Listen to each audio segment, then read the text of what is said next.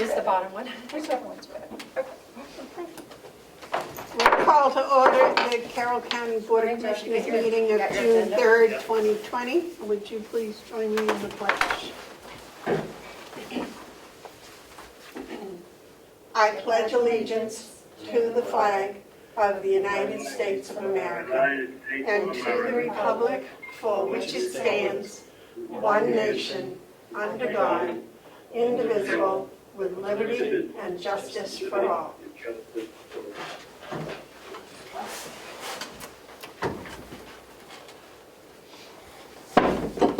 Are there any additions to the agenda this morning? Okay, I'll wait a motion for the approval of the minutes from May 27th. And by the way, Commissioner Babson is joining us on the Zoom screen. I'll make a motion to approve the minutes for May 27th, 2020. Do I have a second? Second. Are there any additions or corrections? Yes. Commissioner Babson? Thank you, Madam Chairman. I just had her add in under approve the minutes motion for the 20th to put the vote in so that people wouldn't have to go back to the week before to find out what the vote was. You want, is that something The we should? vote was incorrectly recorded as 3-0 and it was 2-1. And I just asked her to put the correct, when we corrected it, I asked her to put it in the original draft because it wasn't there. Oh, okay. We already took care of it. I'm It's gonna in say- there. Okay, so it's our, okay. Are there any additions or corrections to the minutes that we got this morning? If not, all those in favor say aye. Aye. Commissioner Babson? Roll call. Commissioner Babson? Yes. Commissioner McCarthy? Yes. Commissioner Bevard? Yes. Thank you. David, may we use your stamp? You may. Thank you.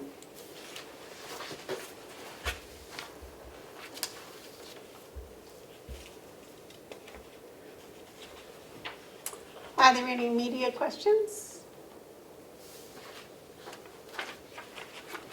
Is there any public input? Let me just, Yes, good morning. oh, there we go. Go. Good morning. Good morning. Will you please state your name and the town you're from? Yes, this is Joe Haas over in Gilmanton. I'm not connected computer-wise yet, but I phoned in. And I do appreciate you, Melissa, sending me the tax warrant for Hale's location last week. It was only done within 7 days of my right-to-know request, which was pretty fast. And I just sent an email to Melissa at 9:01, and it deals with 2 emails that I sent to Laura, what started all this, was back on April 27th and April 30th, dealing with the SWEP. I was amazed that there's a negative rate for the local education, but the statewide education property tax does have a number of $1.08 per $1,000 of appraised evaluation. And what I'm working on in Gilmanton that got me started over there in your area was through the Tobin Walensky information session in Wolfboro. And what I've learned, I tried to get, let me get back to this original email that I sent back in April. I'm trying to get Michael Pryans over there because he's your executive counselor, and I see him all the time down in Concord, or used to before the virus hit. And I'm trying to get him to help out Russell Prescott. He's the Republican. I used to be a Republican. I'm an independent now. And Russell Prescott wrote to the DRA, Department of Revenue Administration, and asked, what are you doing about correcting the situation? And when I say that, I mean the RSA 76:8, Roman numeral 3 says all of these warrants You can go on the link that I put in the email to you for Hale's location.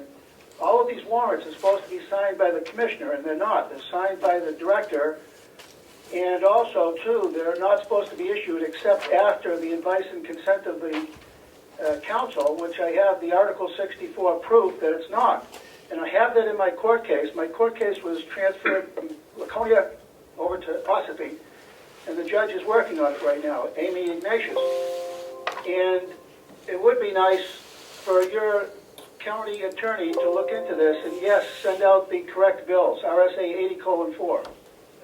I just would like some municipality or government to do it right. And you have the perfect opportunity to do it because you're not in a rush situation to get them out every May. I presume. They haven't gone out. That's all I have to say for today. Thank you very much. Thank you very much. Is there any other public input? Okay. The manifest approval for the week ending May 29th, 2020 was $838,836.45. And our first appointment is Bob Murray. You have a bid for the loading dock. Good morning, Commissioners. I am under the understanding that you have 2 bids that have arrived, and this is for the loading dock approach, not the loading dock itself. This would be what, Madam Chairman? Yep. This is for the loading dock approach. Excuse me? Yeah, Yes, David. to recap, if you want, do you want me to recap for the public? I don't know, is that what you want, David?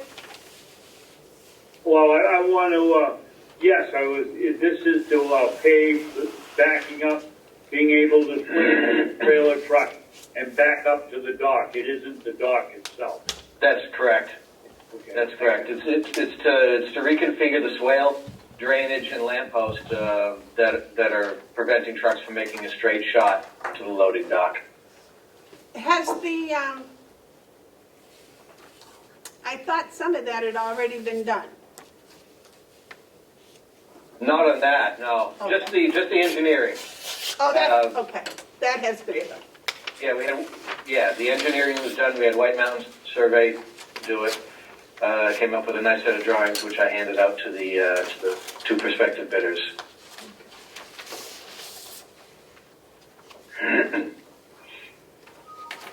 You only had 2 come over to visit? That's correct.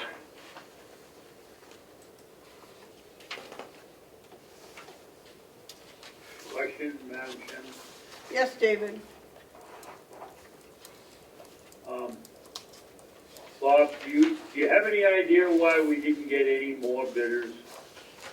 Well, I direct solicited, I think 3 people. Melissa has that list. And I got a response from one of the direct solicits, and then the other response I got was from somebody who responded to the advertisement. We have dozens and dozens and dozens of companies around here that move dirt, this kind of thing. Perhaps we're doing something wrong where we advertise these jobs. To me, it's mind-boggling. It's an easy job, I think, being a neophyte, but I think it's an easy job compared to some of the jobs we do, or these people do. And I don't understand why we're only getting responses. I don't think we're advertising in the right place. I don't know what the right place is, but it doesn't appear that what we're doing is the right place. Can I share my own personal opinion? I don't Yes, think but it has Bob, anything to do with before you do advertising. that, would you tell us where you did advertise it? I think Melissa would answer that better. I know it was answered on the advertised on the county website, and we did some direct solicitations. But it didn't go into the newspapers or anything? I'm not sure. I believe it went in the Conway Daily Madam Sun. Chairman? The Yes, Conway Daily David. Sun. I'd have to go downstairs and get the list for you, but I believe it was in the Sun. Yes, David. I know with something like that, we try to hit at least one local paper. David? Yes, let's see if we can work our way through this. So it was put up on the website, and I can guarantee you that there aren't people sitting around all day looking at the website to see what projects we're doing at the county. And you went out, you solicited 3 others, right? Correct. So we have 3, we put it on the website, we phoned 3 other companies, and that's it? For direct solicitations, yeah. Now, when you put it on the county website, there are other companies, there are commercial companies, Construct Connect and other companies like that that it gets triggered on. And every time we put out a bid, I get multiple calls or emails from these companies looking for more information. So when it's put on the county website, it goes out publicly. There are commercial ventures that do some more advertising for us because they have their own financial interests. But as far as bidding,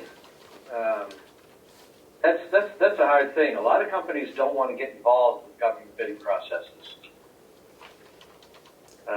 It's just a simple fact. They can't be bothered. They've got a lot of work in the public industry right now that they don't have to bid for. They have people that call them and they give them a price. They get the work.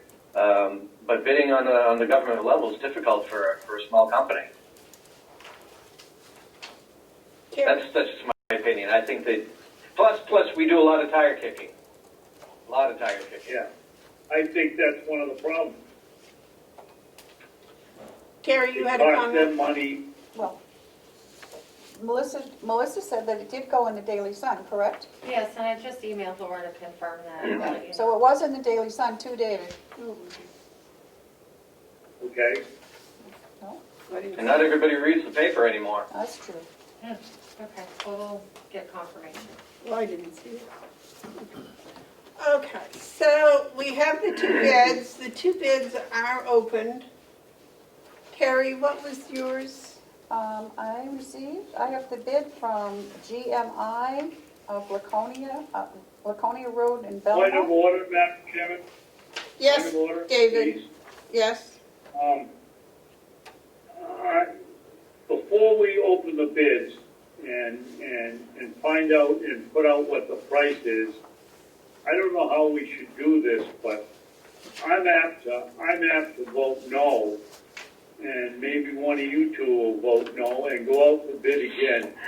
With a project like this, we should be able to get more than 2 bids on. And if we give the figure right now, then we're loading it up if anybody else, if we decide to go out for bid, but solicit more people, I'll be right back. then we've opened our hand, and I don't think that's fair. David, we've done this before, going back out to bid, and we haven't had any more luck the second time than we did the first, I think.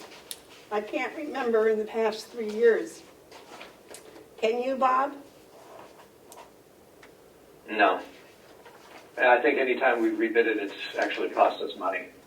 Well, I wouldn't rebid it. I'd just see if we could maybe extend the bidding date for another week or 2 and see if we can get anybody else to put in a bid.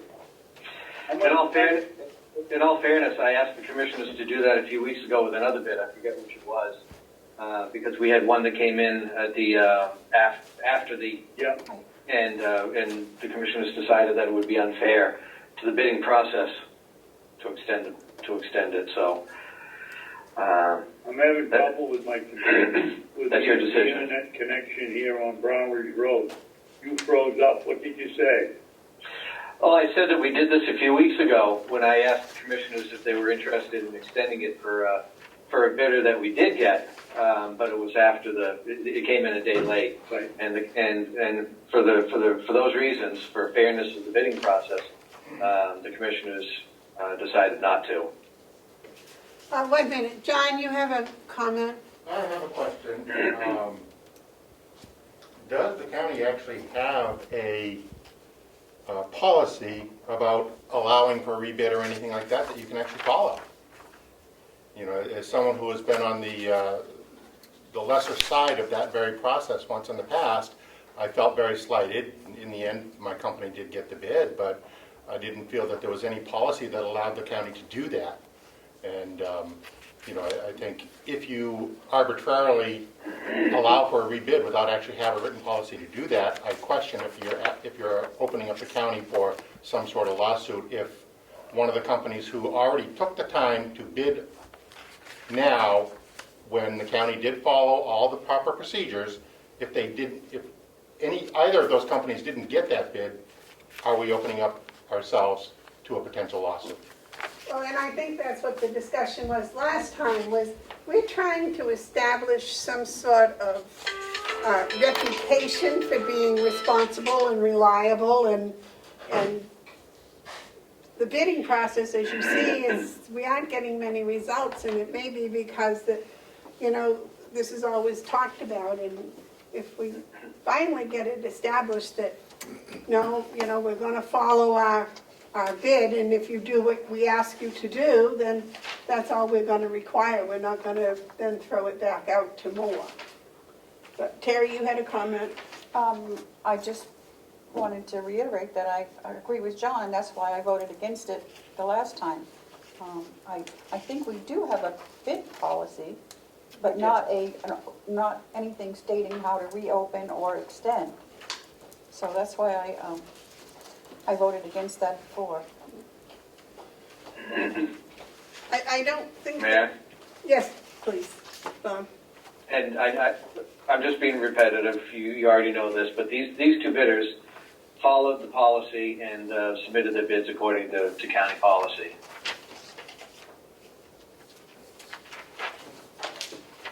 And this is, Okay. that's the ad that was in the Sun.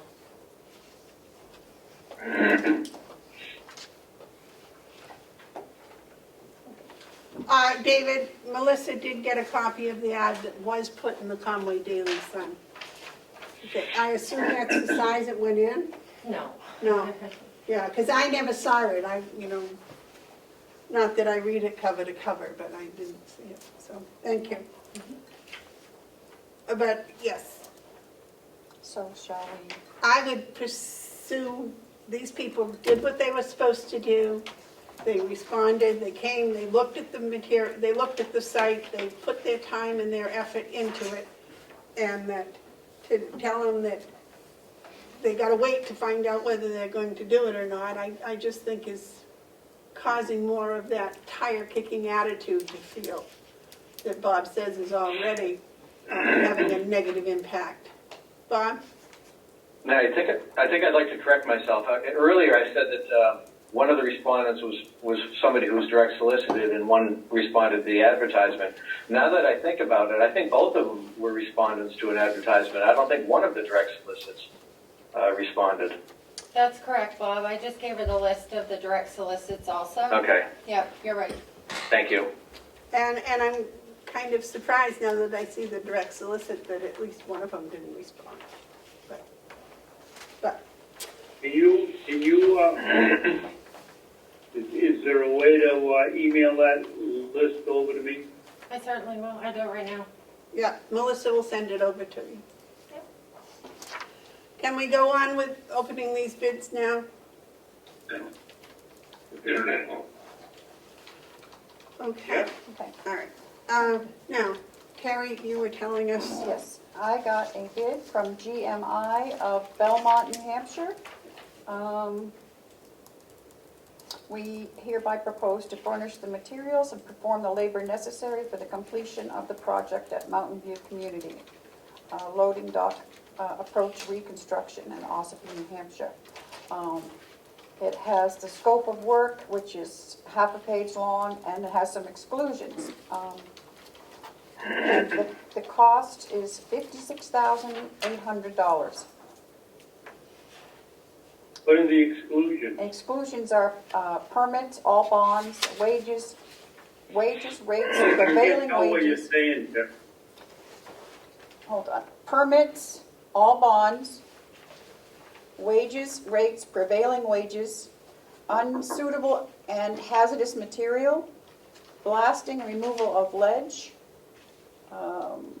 SWPPP plan, as-builds, inspection fees, permit fees, and testing fees, and registered survey work. Okay, and I have one from G.W. Brooks and Son out of Freedom, New Hampshire. And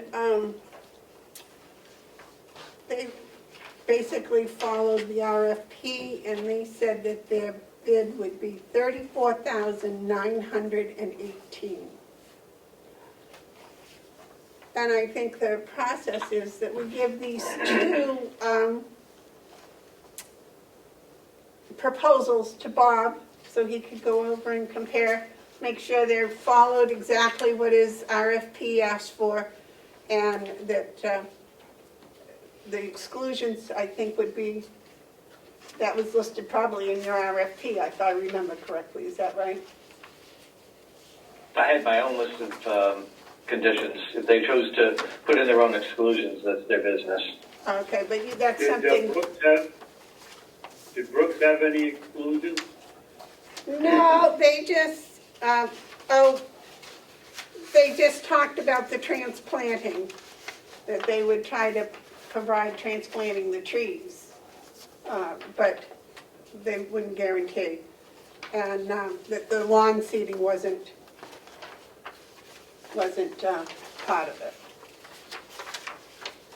The lawn seeding wasn't part of it. No. No, excuse me. Is that, No, excuse me, I misspoke. It said maintenance of the lawns after seeding is not included. So seeding is included, but not the maintenance after they seed it. Which I think would be normal anyways. I wouldn't expect them to come back and take care of it. I'll collect those on my way out at the end of the day. Okay, Bob, I'll leave them with Melissa. Do you want to put them in one in bulk? Right. Thank you. I believe she'll still be here when you leave. Yep. Back to Laura.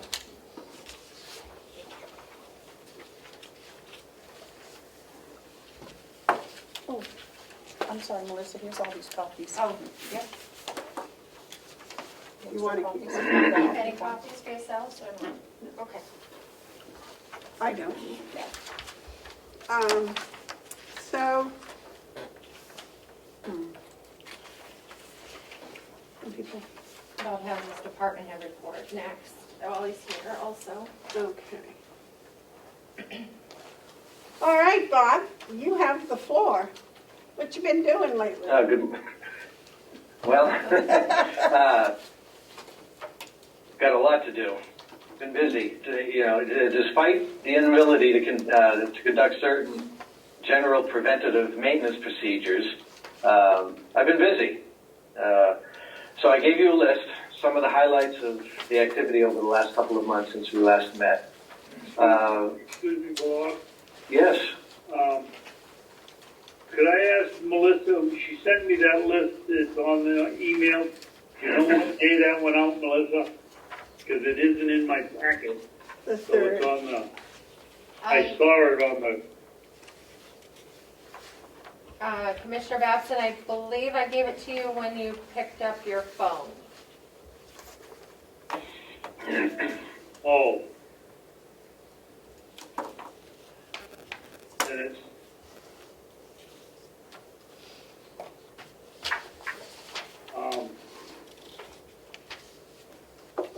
okay, well, let's go forward with it, because I read it, but I didn't bring it in.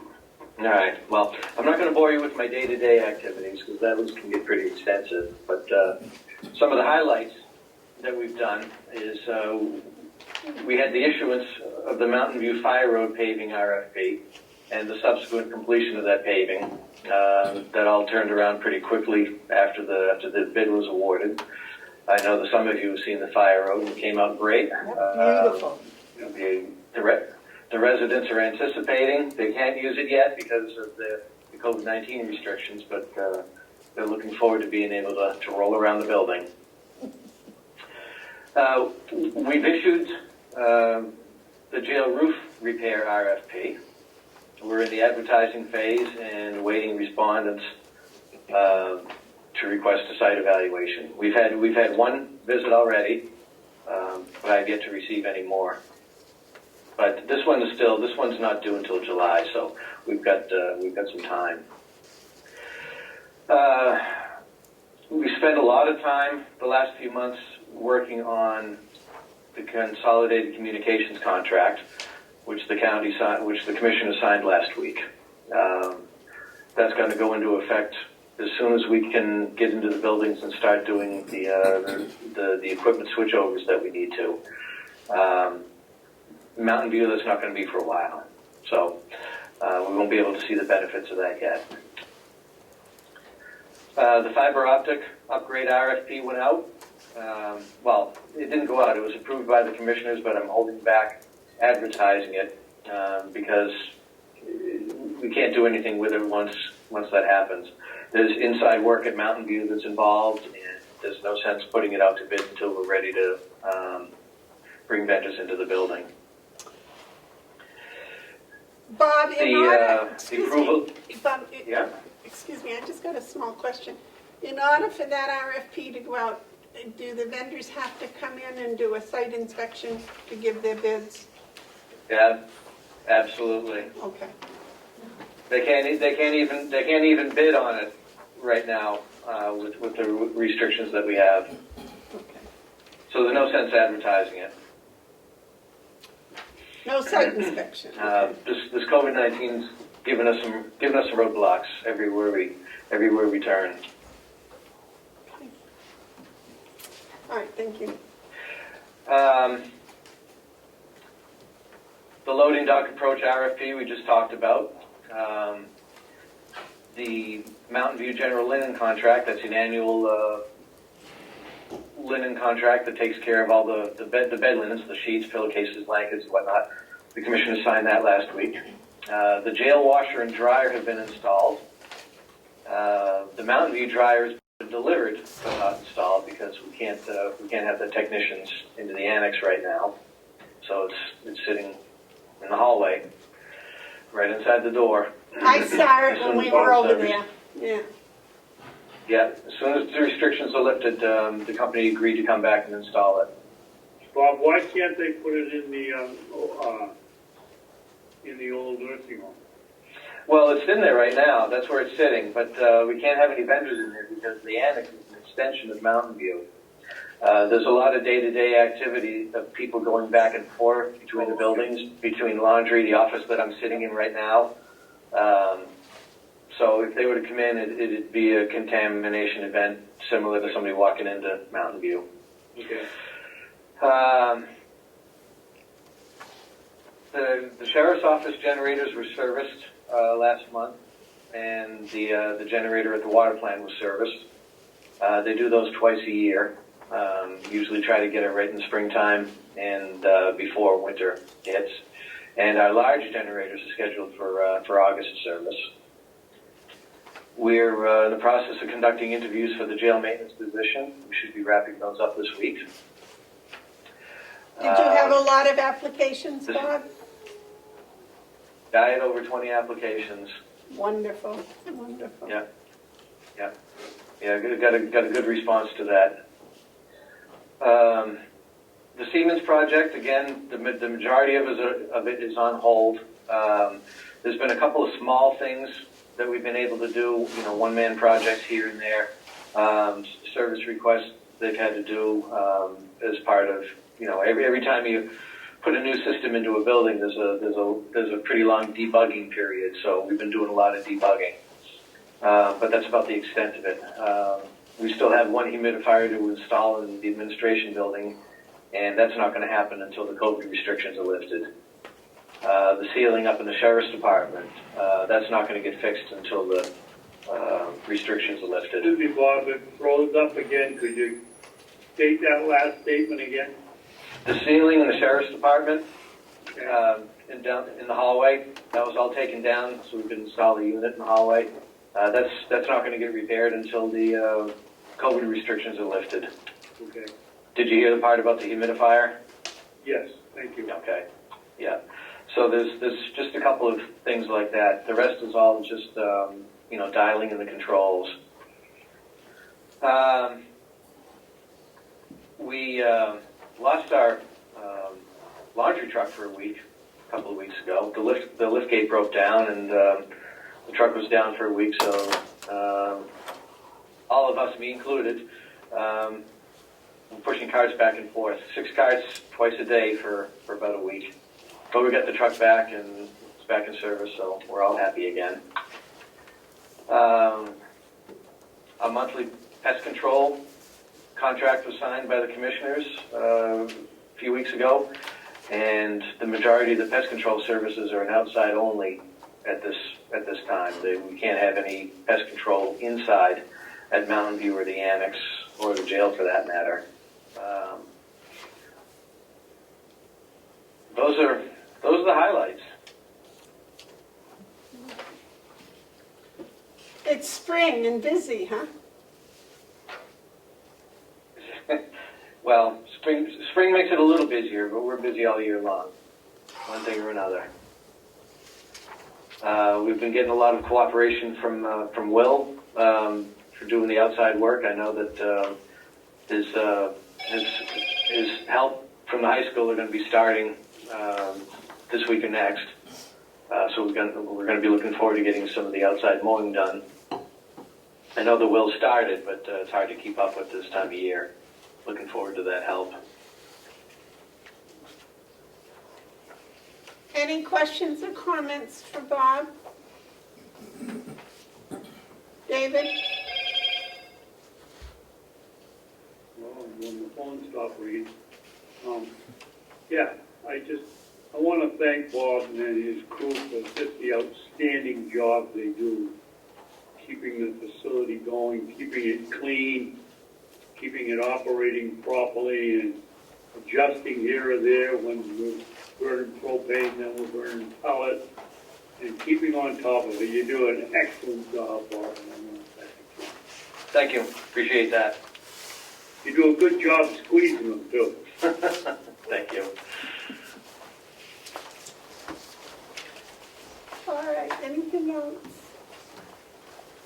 Thank you, Bob, for staying I'm on good. top of all of this, and, again, please pass on to your maintenance crew how much we appreciate, and the rest of your crew that keeps that nursing home safe, sanitized and clean, and, the fact that we got the report that everybody was tested and there were no positive tests. That is just amazing, and I know it's everybody working together, but some of your crew is on the front edge of that one, just keeping everything sanitized and clean and going through the same checkpoint type things that everyone does. And I know Terry and I went to the annex, and my God, it took 5-10 minutes just to get in, let alone what we were there for. So I can imagine the extra effort that your crew has been doing. So thank you so much, and please. Thank you. It's locked down pretty tight, and the housekeeping crew at Mountain View has been fantastic. They're really the ones that are giving the extra effort. It's hard on everybody, but we'll get through it. We have to. It's a team effort, and it's not just me. It's everybody. All the department heads, we all work well together.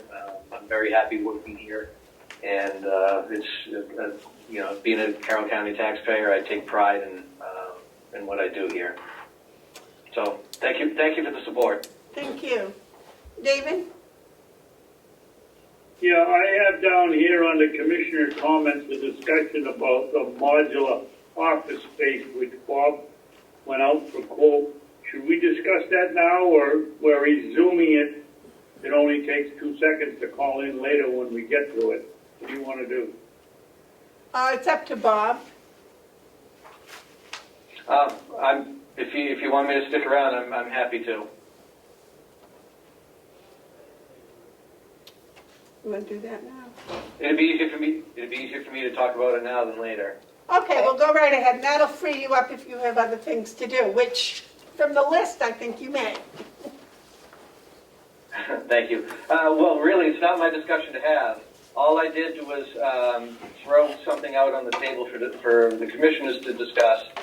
I know that we're having some office space problems at the administration building, and I just had the idea that maybe rather than sinking any time and money into the annex, which is very, very difficult right now, we can't get in there to do any construction, and I don't think we even have a budget to do any construction. I thought that maybe as a holdover until we're ready to do anything properly, that this is just a suggestion for discussion, that the commissioners rent an office trailer and put it out back that has a couple offices in it. We don't need to hook a bathroom up to it, but we can certainly run electricity, telephone, and internet, and it would take care of a short-term problem. Again, I'm just throwing it out there for discussion.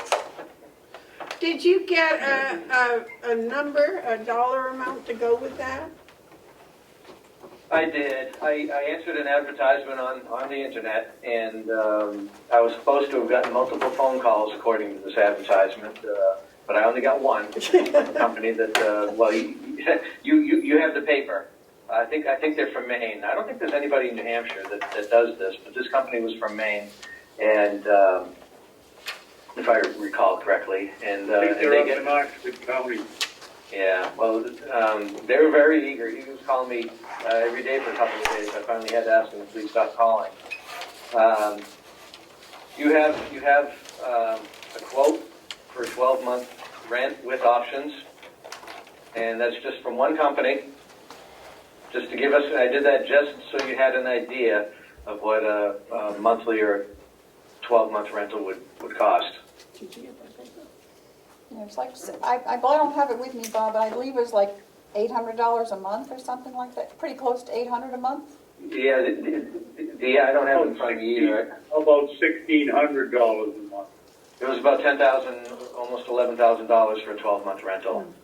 Yes, but then when you added in all the other things, the skirts and everything, it was more than that. Yep. Well, we don't have that in our We budget got either. we got a copy of the quote. Madam Chairman? Yes, sir.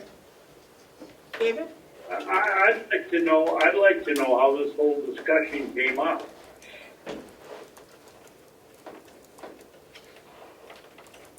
I think Bob just explained it to you, that he thought that this was an alternative, and he went to look at it. I understand that, but what got him going, looking for space for the county attorney's office? Well, You know, I this- think it's general knowledge that, Go ahead. I think it's general knowledge that we are running out of space in the administration building.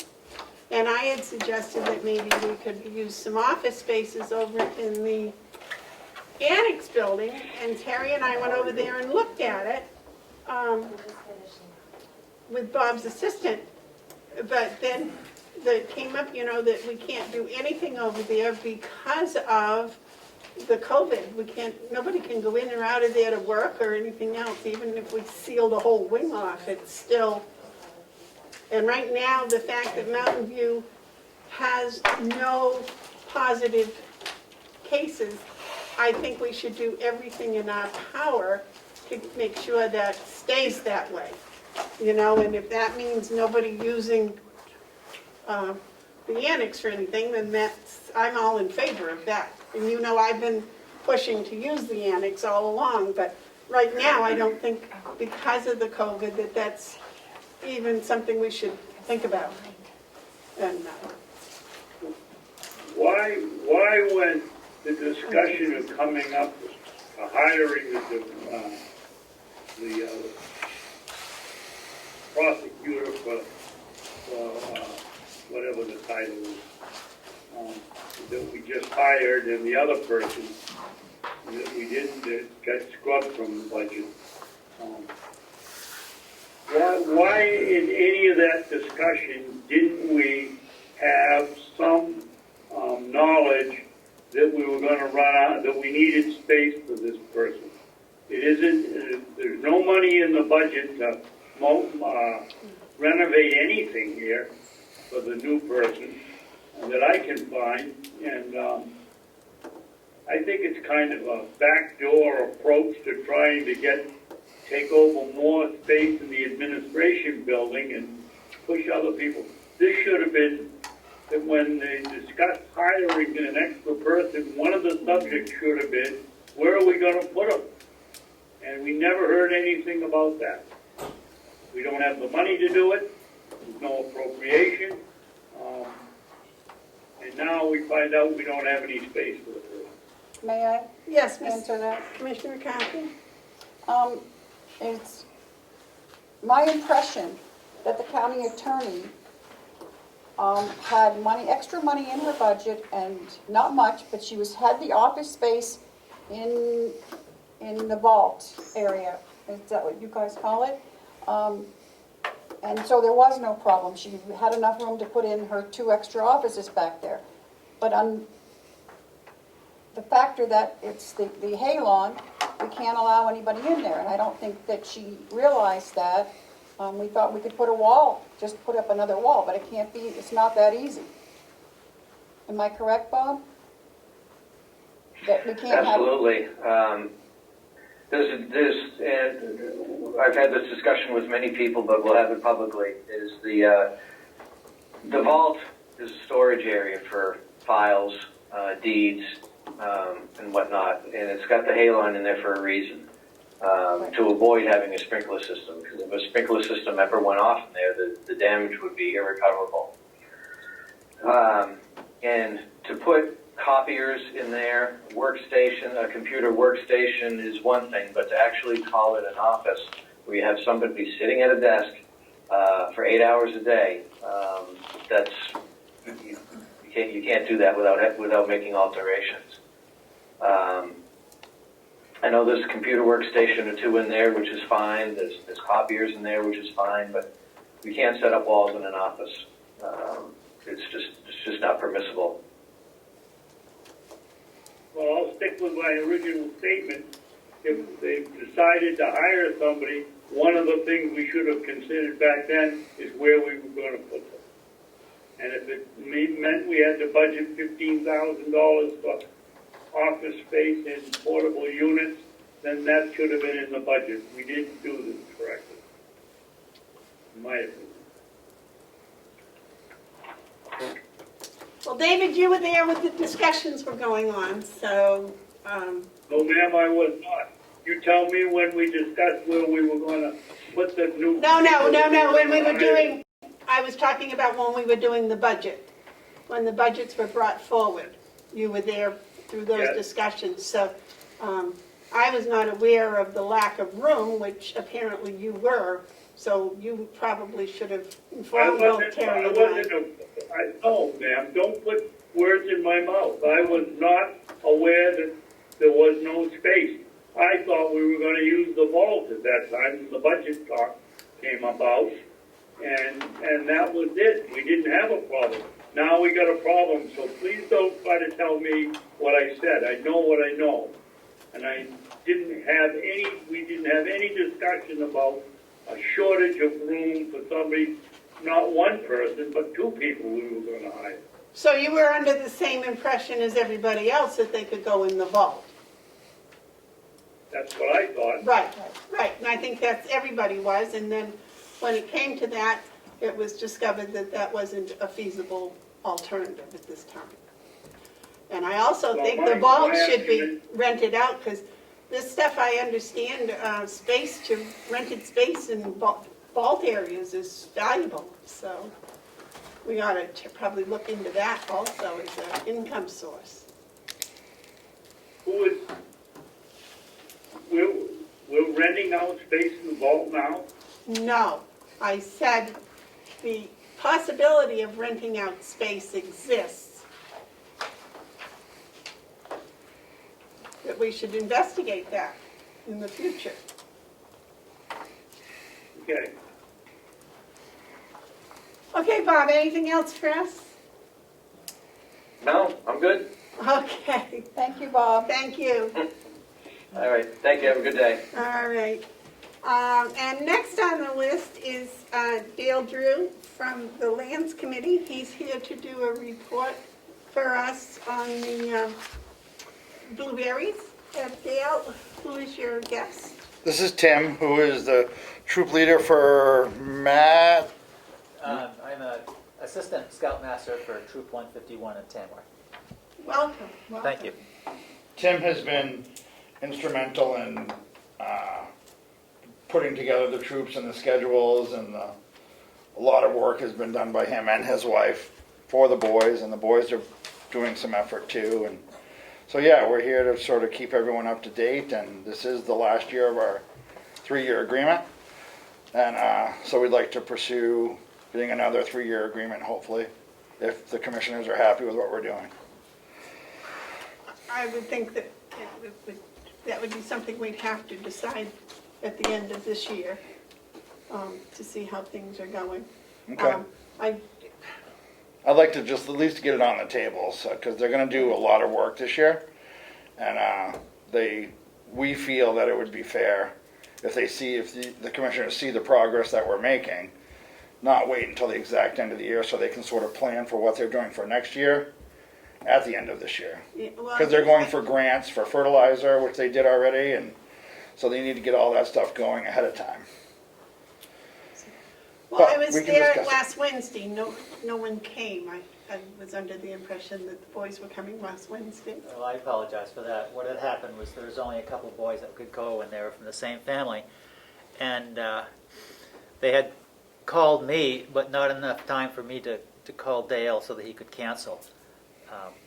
And that happens. They're boys, they're trying to run the troop, and they're learning, and this is what happens. And I kind of expect that with boys, young boys.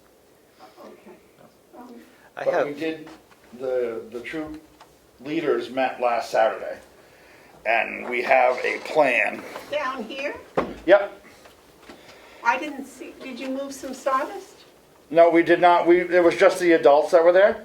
Oh, There should be, well, I'll get into that later, but we met, and that's the plan for this year. You guys can go through it, and their estimates and what they plan on doing and the schedule they plan on doing it. We put that together last weekend. Will was involved. He stopped by. yeah. So that happened. And Did he show you where the witch's broom is? yeah, we knew where it was, and they have been going at it. And the plans compared to 3 years ago when they started are a lot better than they were. A lot better than they were. I think the new growth and the amount of berries on them are But I think tremendously that- improved compared to last year. Okay, I hate to sound like a negative, but I think a lot of that was due to the trimming and the pruning that was done 3 years ago. That was one of the reasons the Boy Scouts got involved, was because Will was trying to get that all done, and it was just too much for the farm to do. Or Will at the time, was just 2 of them. And now, that's the result, and that's what you have to keep doing every year. And last year, the problem we have, which is broom this year, is because it wasn't taken care of last year. And Well, also, they haven't been mulched, so your mummy berry is going to come up.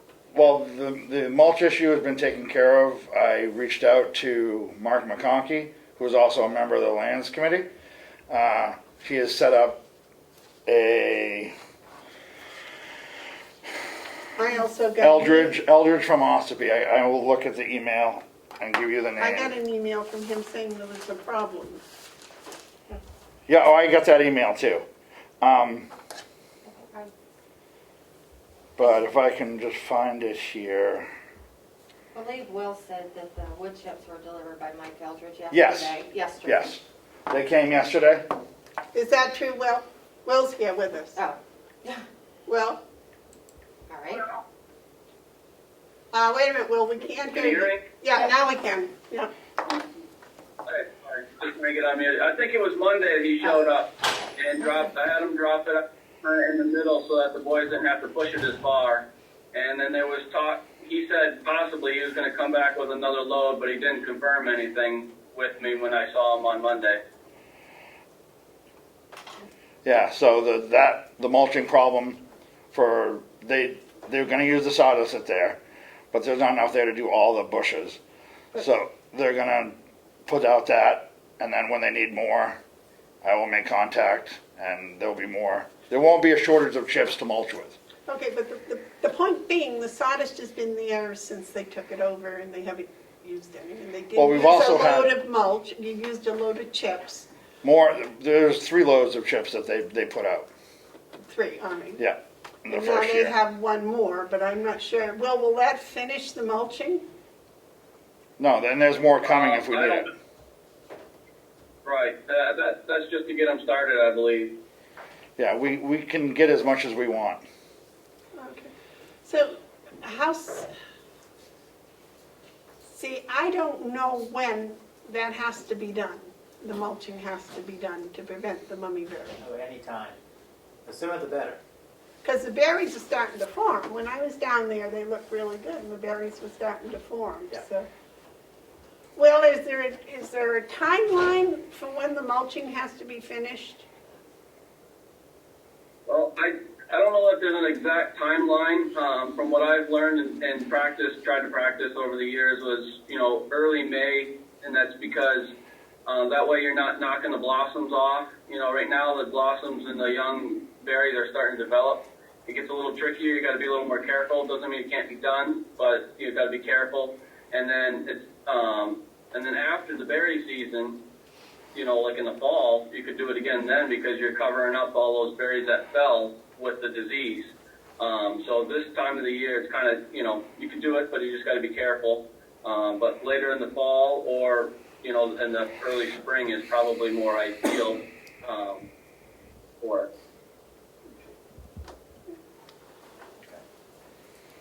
Is that So as long as something- we get it done before they start dropping, do the most we can do. And then do it again in the fall, once harvest season is over, that'll be sufficient? Oh, Yeah, I think that was more ideal because then what you're doing in the fall is for next year's crop. Right. It's not doing anything for this year's, but it's helping you get started for next year's crop. were they mulched last year in the fall? Part of them were. We picked at it a little bit, but not as much as we had the year before. Okay, because I haven't seen where they have all been mulched. They haven't all been mulched. It's overwhelming. We have 3 troops involved. I'm with Troop 151, and when we would go down there, we found that it was really overwhelming. We asked the other 2 troops if they wanted to get involved. One was kind of wishy-washy, and the other one said yes, but it's kind of far away, and we may not be able to do as much work as we'd like to. They saw the improvements of the berries this year through Troop 151's involvement. It was just too much for one troop to do.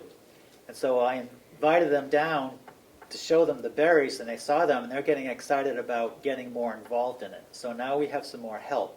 But the biggest thing is we need bodies down there to move mulch. And after a while, the boys, they're just boys, they get a little bit overwhelmed when they've done just a few rows and then look at the 800 and some odd bushes, and they're kind of overwhelmed with it. So I'm glad we got some extra help to help do the bushes.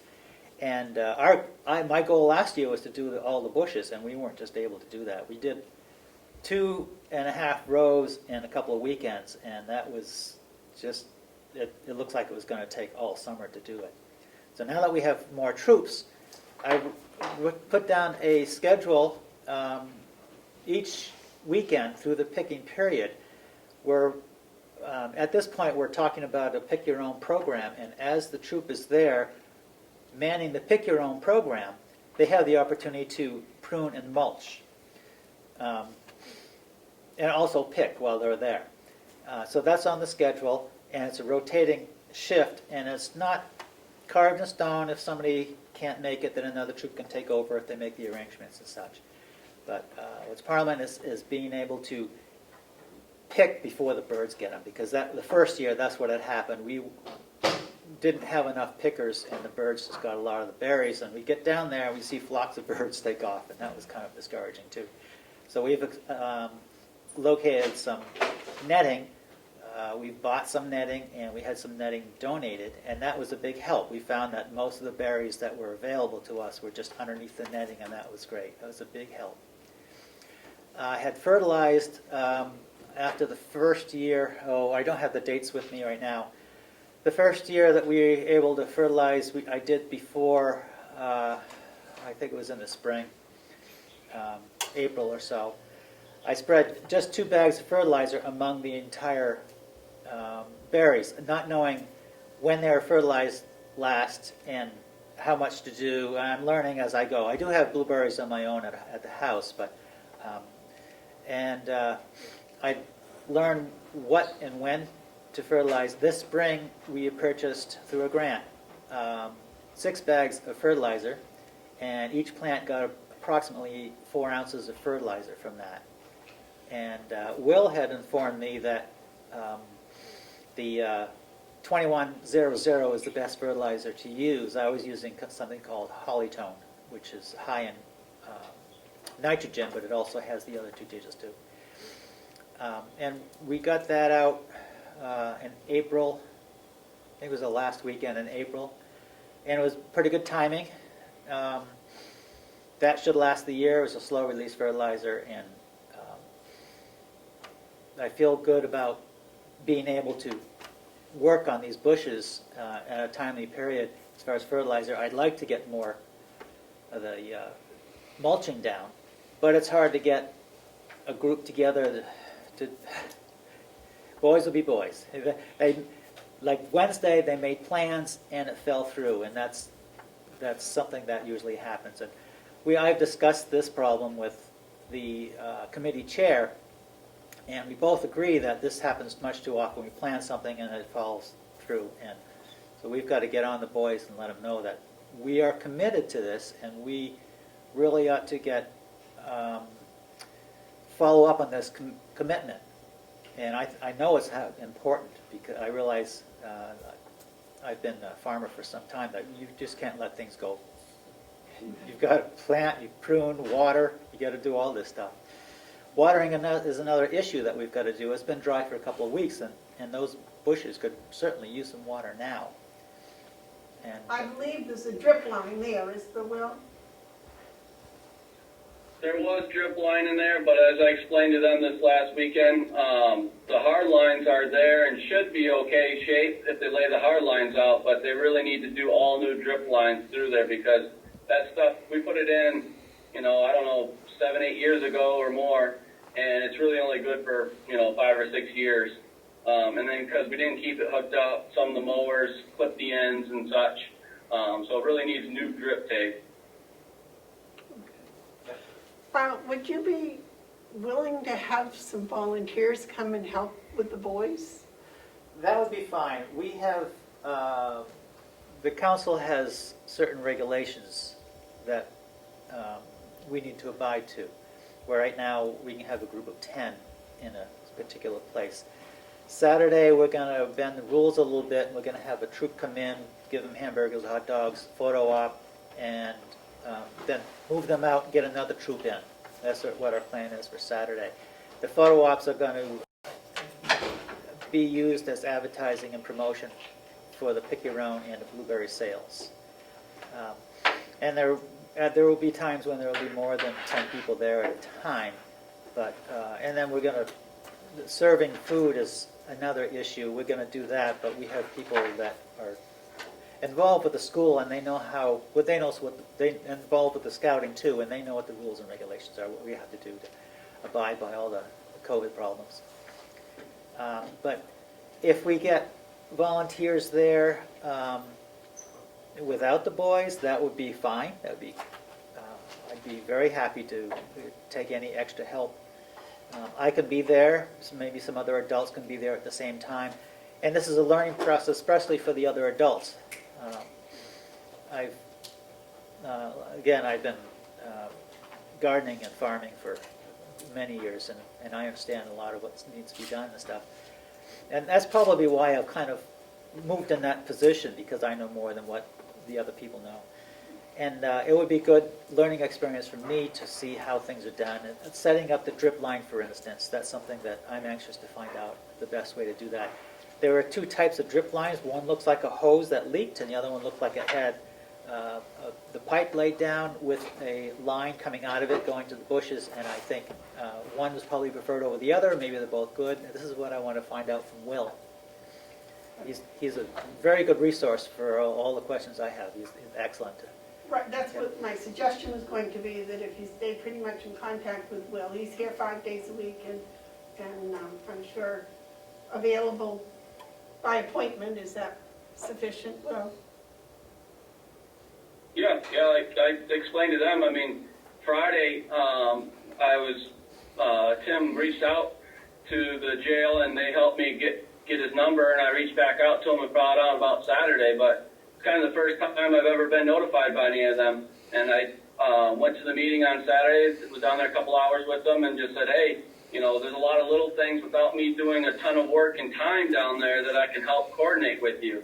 You know, they got bushes down there, for example, that they pruned that have all the witch's broom in them that need to be removed. I said, if you pile those up and send me a text, you know, when I got 5 minutes at lunchtime or something one day, I'll run down there and get them out of there for you and take them out to other part of the property.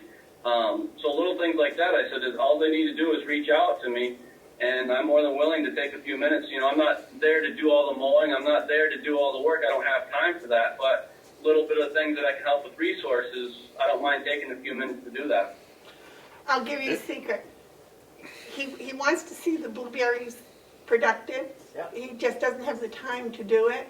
So I really believe that Will would do anything he could to help with whatever you need down there. Excellent. I really do. The reason why Will wasn't involved the first 2 years is because I was under the understanding, when we took this project over, that there was no money or time in the budget for Will and his crews to do this. Well, that's why. So- Yes. So that's why I thought it was gonna be through me, through you guys, and then we were gonna work it that way. But if we're gonna change things up now, it's different from how we originally did it. No, there's no change up. It's just that you have a great source here that has, you know, as he said, 15 minutes here and there to be able to help him. Well, and that's great. I just don't want Will to feel slighted because we didn't contact him the first 2 years. I don't think Will feels slighted. He's got more than enough to keep him busy. Well, that's kind of my point. but, Yeah. yeah. Okay. What else would you like us to know? I have a schedule for this year. And then there's also an email I sent out this morning about the scouts coming in and having the photo op and food served on Saturday, this coming Saturday. The food is to help draw the people in and, Yeah.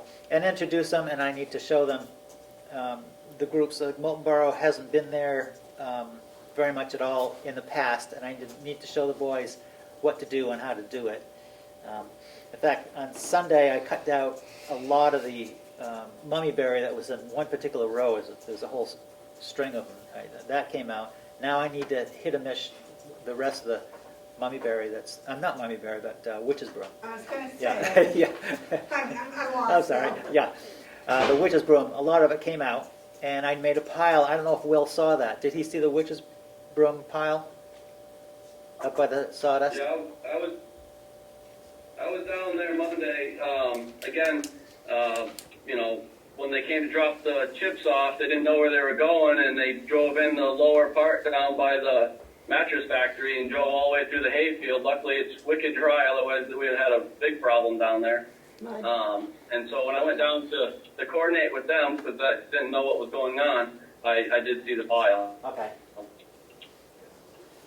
We will have more on Sunday, so at some point between now and after Sunday, you could, if you could please, you can remove the witch's broom and the cuttings. There's a lot of dead bushes there too, and I kind of like to talk to somebody and find out what their opinion is, why this bush is failing. There's a lot of dead branches, and I'd cut them back to the green. And hopefully it'll come back, or maybe it won't. I don't know. That's something I'd like to talk to somebody about. UNH Extension has been down and I looked have a at call the into berries Olivia and- to show up on Saturday. Oh, good. Yeah. She's been really helpful, and I think she was there and showed the boys one session at the beginning. That was supposed to happen, that she had a scheduling snafu. But yeah, she did do a class there prior to the Boy Scouts taking over. I believe it was 3 years ago plus, where she did a little class down there and had some people down. And did some of the bushes 3 years ago, but Well, those are the bushes that look so good right now, because those are the ones. Well, there that was were only, pruning she down. only did like 5 or 6 bushes, and there weren't a lot of bushes that were, compared to what they are now. It's amazing. So yeah, so that's why it's important for me, because they put in a lot of time and effort, and they've done a lot of their own thing and their own money, and so it's important for me for them to get another 3-year lease, which would be great. So hopefully we can talk about that sooner rather than later, because I think they have a pretty good schedule put out here. Well, let's see how this schedule starts to develop. Okay. And, There will be porta potty delivered tomorrow. It will be down for the year. He brought it 2 years ago, and I told him to put it back in the same spot. Is that okay, Will? I don't remember where it was 2 years ago. It was next to That the was little- just for the weekend. It was next to the little building down there. Okay, and I think you guys got that all mowed up this last weekend, Yes, if I they- recall. Yep. And they pulled all the pipe Yeah. out too, Yeah. all the hardline pipe. Yep, I saw that. As long as they can, please stress to the driver to minimize the impact on the hay, because that's highly productive right there, and it will not cut once he drives all over it. Yep. Yep. I already made him aware to stay in the same tracks I put in it last weekend, and stay as close to the bushes as he can when he gets down in that area. Thank you. Yep. And I am working on one of those green dome tents for storage areas down there as well. I should have an answer on that tomorrow. As well as I've reached out to 3 traditional netting companies, and I reached out again to both of the laser companies as far as doing a demo version of their product up here. I'm also told that the balloons with the big eyes on them help too. Oh, for the birds. Oh, yeah. Yeah, they've got, it's a balloon, but it's got big circles on it that looks like an eye, and it blows in the wind, and Okay. apparently birds think it's an owl or something. Yeah. I don't know. All right. So anything else? No, I just want to thank you and the boys for what you're doing and for your effort. And, yeah, I was a Cub Scout leader, so I understand, the best plans of mice and men sometimes. All right, well, we appreciate everything that the county has done for us. It is really hard with this COVID. I've written on the bottom of the letter I had that a lot of our fundraising programs have been canceled, like the 4th of July, for instance. Yeah.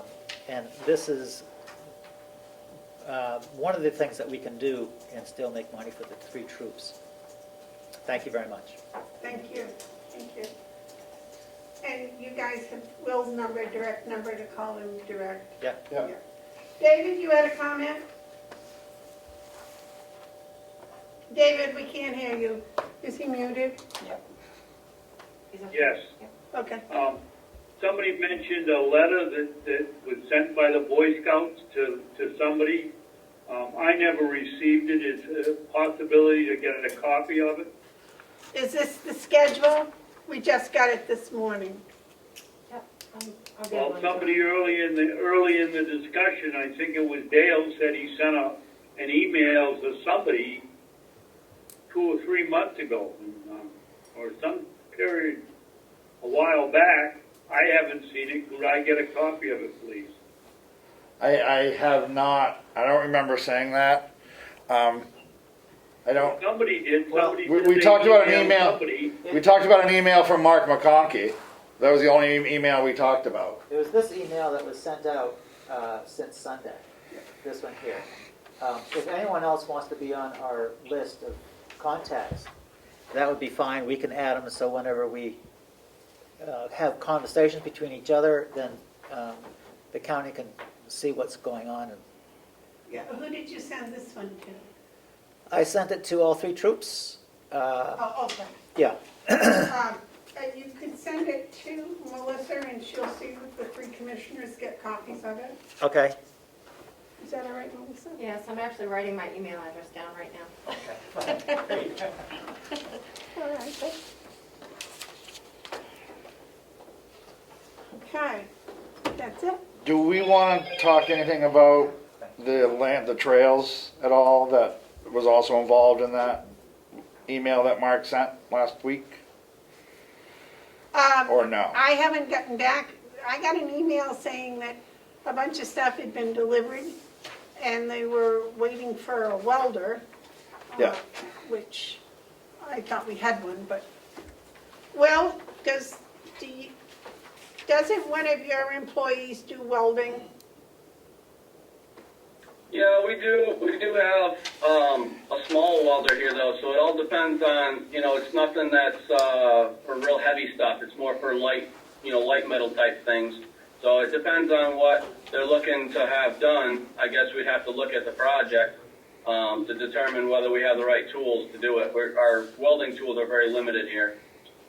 Okay, but one of you has welding experience, correct? Yeah, we've both welded, but Mark does 99% of it here for us. It's just like I said, his toolbox of tools are limited on what we have for it. But if we brought a welder in, you guys could do it. Well, Mark could, I think. Yeah. We'd have to ask Mark to see if he wants to volunteer some time, Right. but, yeah. Right, we would have to look at all that. Okay. So as far as the committee goes, the lands committee, we do need to, I will reach out to Sandy and to Susan and to Mark and yourself, and there's one other. I can't remember her name. To have maybe another update. Yeah, we need to figure something out to kind of get back on track. We've been in hiatus a long time and things are moving forward, especially with that trail and the blueberries, so I'd like to sort of get back on track, so if we could. Well, you're the chairman. You're the chairman. Yeah, well, I'm aware. So yeah, I will try to send an email out to everybody to get a feeling for a schedule for what days work best for everyone involved, like we did prior, and we'll go from there. All right, sounds good. Sounds good. I want to tell you how much I appreciate you coming down, because I know you're farming and it's a busy time of year. It's not slow. Yeah. Well, thank you. All right, thank you very much. And the gentleman left from, oh. there it is. David, did you have something else? Yes. It looks like somebody started to do some work recently on the walking trail. Is that correct? Yes. Okay. Material was brought Did in. they take the what? I believe they brought some material in. Yes, Will. I'm not aware of any material necessarily that's been brought in at this point. Former Representative McConkey did come down one day. He met with me, one of his boys and one of his workers, and they brought an excavator down, a small one, and they grubbed out kind of where this bridge that he wants to have brought in at some point goes. They moved it around. It looks very nice over there, but it's just a rough end. They cut some trees, little saplings and all that kind of stuff back. We loaded that up and took care of that out of there. But that's all I'm aware of at this point that has happened over there. It looks tremendously different just for one afternoon of them being out there. It looks good. David? It looks good, Will. But did they take out the It looks to me like they took out the beautiful apple tree that was right there at the beginning of the path. That's possible. I don't know. I know we took some stuff, brush and stuff that they took out of there out. I don't remember which exact apple tree that Well, was there there. was one there that was beautiful, that was loaded with apples, or has been over the years. I think they took it. Maybe they didn't. Something that big would be more than brush, I think. Yeah. It was a big tree. I Only wasn't stuff there. Thank you for doing it. Yeah, only stuff I removed was stuff that was probably like 2, 3, maybe 4 inches in diameter at the most. Well, That we loaded up. This was bigger than that, so maybe it's still there. I don't know my apple trees and still the apples hanging from them. All right. Well, thank you, gentlemen, very much. Thank you. Both of We'll be in for touch. coming down and spending the day.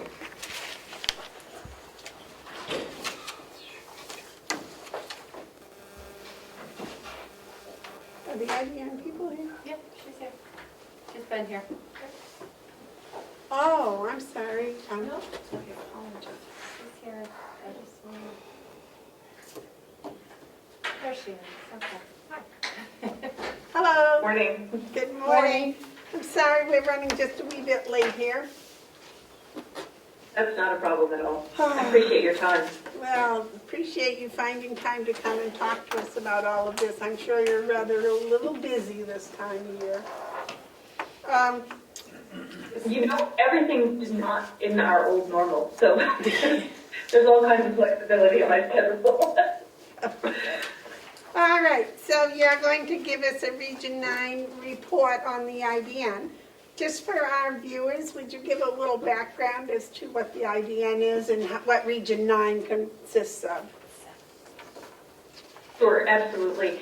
So my name is Chris Van Bergen. I'm the program manager for Region 7 Integrated Delivery Network.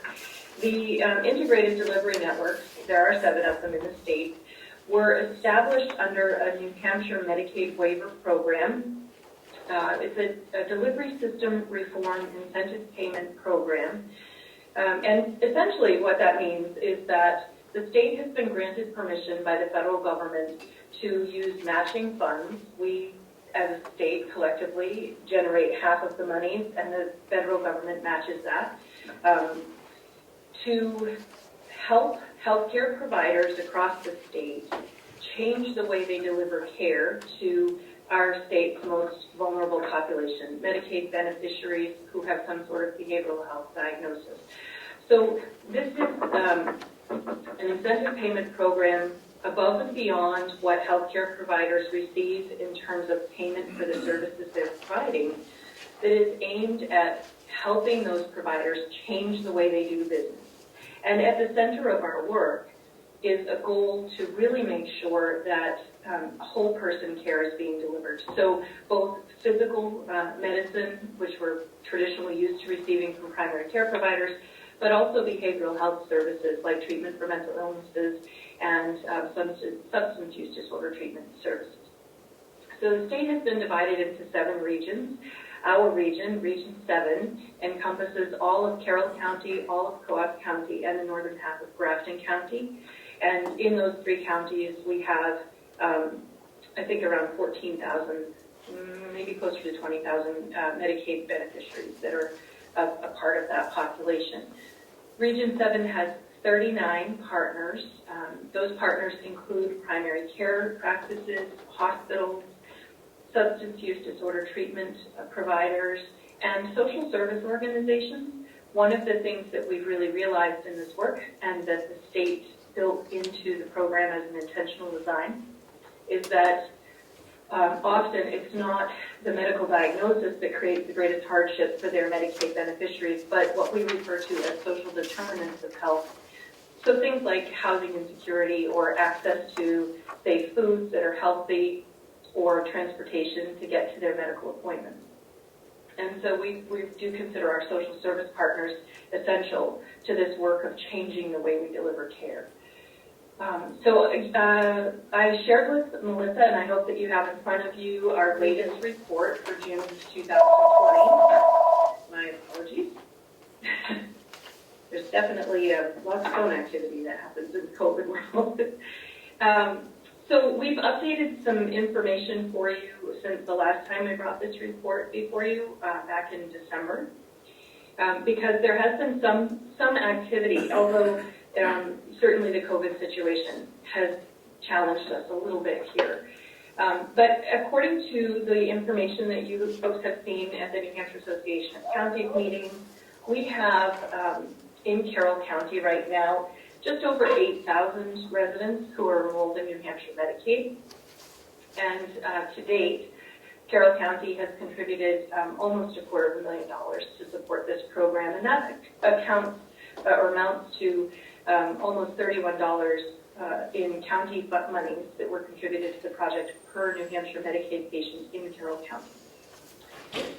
After the county makes its contribution to this program, it goes to the state level, where the state blends that with other contributions from the other 9 counties, as well as some other state funding sources, and that gets matched at the federal level. And then our region, the partners working in our region, have the opportunity to earn incentive payments based on how well we do at this goal of reforming our delivery system. As those incentive payments are earned by the region, our office at North Country Health Consortium, as the lead organization, distributes those back to partners to help them continue this good work. And at this point in time, incentive payments totaling almost $1.4 million have been provided to IDN partners that are working in Carroll County, and that equals an investment of about $170 per patient in Carroll County through this work. So for your $31 per Medicaid patient, we're spending about $170 in Carroll County on these efforts. So when we talk about improvements of technology infrastructure, there are a couple of ways that these monies are being used to really improve the technology that's being used by our partners. We've supported 4 Carroll County partner agencies in taking part in a national platform that lets them know immediately if one of the people that they see in their clinics are admitted to a hospital or to a mental health facility or substance use disorder treatment program, so that all of the people taking care of those patients can stay on the same page when they move from one place of care to another. We've also helped 2 partners in Carroll County improve their own internal information technology infrastructure. So that really what that means is we've helped them make improvements to their electronic medical record systems, or helped them contract with outside experts who can help them use their existing systems more effectively. And then as part of this work, we are required to collect some performance data and report that both to the New Hampshire Department of Health and Human Services and the Centers for Medicare and Medicaid Services at the federal level. And we've used some technology money to help 6 different primary and behavioral health care partners in Carroll County improve the way they generate that data, because that can be a really burdensome process if they don't have the right infrastructure in place. Over the course of our work, one of the things we know that drives our work is that individuals who have behavioral health diagnoses are at a higher risk for also having chronic medical disease like diabetes or chronic obstructive pulmonary disorders or heart failure. So part of the work at integrating care is making sure that people are receiving regular screenings for those diseases, and that if they have high-risk factors, those are being addressed. We started tracking the number of patients who had screenings and interventions for depression, substance use disorders, and tobacco use in January 2018. And so in the last 2 years, in Carroll County, there have been almost 5,600 depression interventions. There's been a little over 1,000 substance use disorder interventions. By interventions, what we mean is that someone's screened positive for that condition, and they're screening on at least an annual basis. And then we did something about it. We referred them to treatment, or we set up a care plan to help them with those disorders. And then almost 1,000 tobacco use interventions as well. In our specific programming to Carroll County, we have seen an increase in healthcare workforce. This is really important because we're in year 5 right now of this 5-year demonstration. So the money that we have available is really only available for a limited time. And we've worked really hard in Region 7 to make sure that how we spend it is really smart. Most of these incentive payments are used as seed money to start a process, and then our partner organizations have taken on the responsibility for sustaining that work. And so in Carroll County, we've actually seen 3 more psychiatric nurse practitioners join the workforce. Psychiatric workforce is really hard to come by, so that's actually a significant increase. We've added 16 peer recovery coaches to our substance use disorder network, and we've also added 2 licensed independent clinical social workers just in Carroll County. So that's a significant increase in the behavioral health provider realm. We've also, in the region at large, we've embedded primary care clinics in 2 different community mental health centers. They don't serve a huge number of patients. However, the folks who use these primary care clinics are very fearful of establishing new relationships with healthcare providers, and yet they're very comfortable with the relationships they have with the staff at their community mental health centers. So by putting a primary care provider in an environment that they feel safe in, we've been able to get people connected to primary care who have not seen a primary care doctor in many, many, many years. And they're starting to receive some of the good care that they need for physical ailments as well as their mental health needs.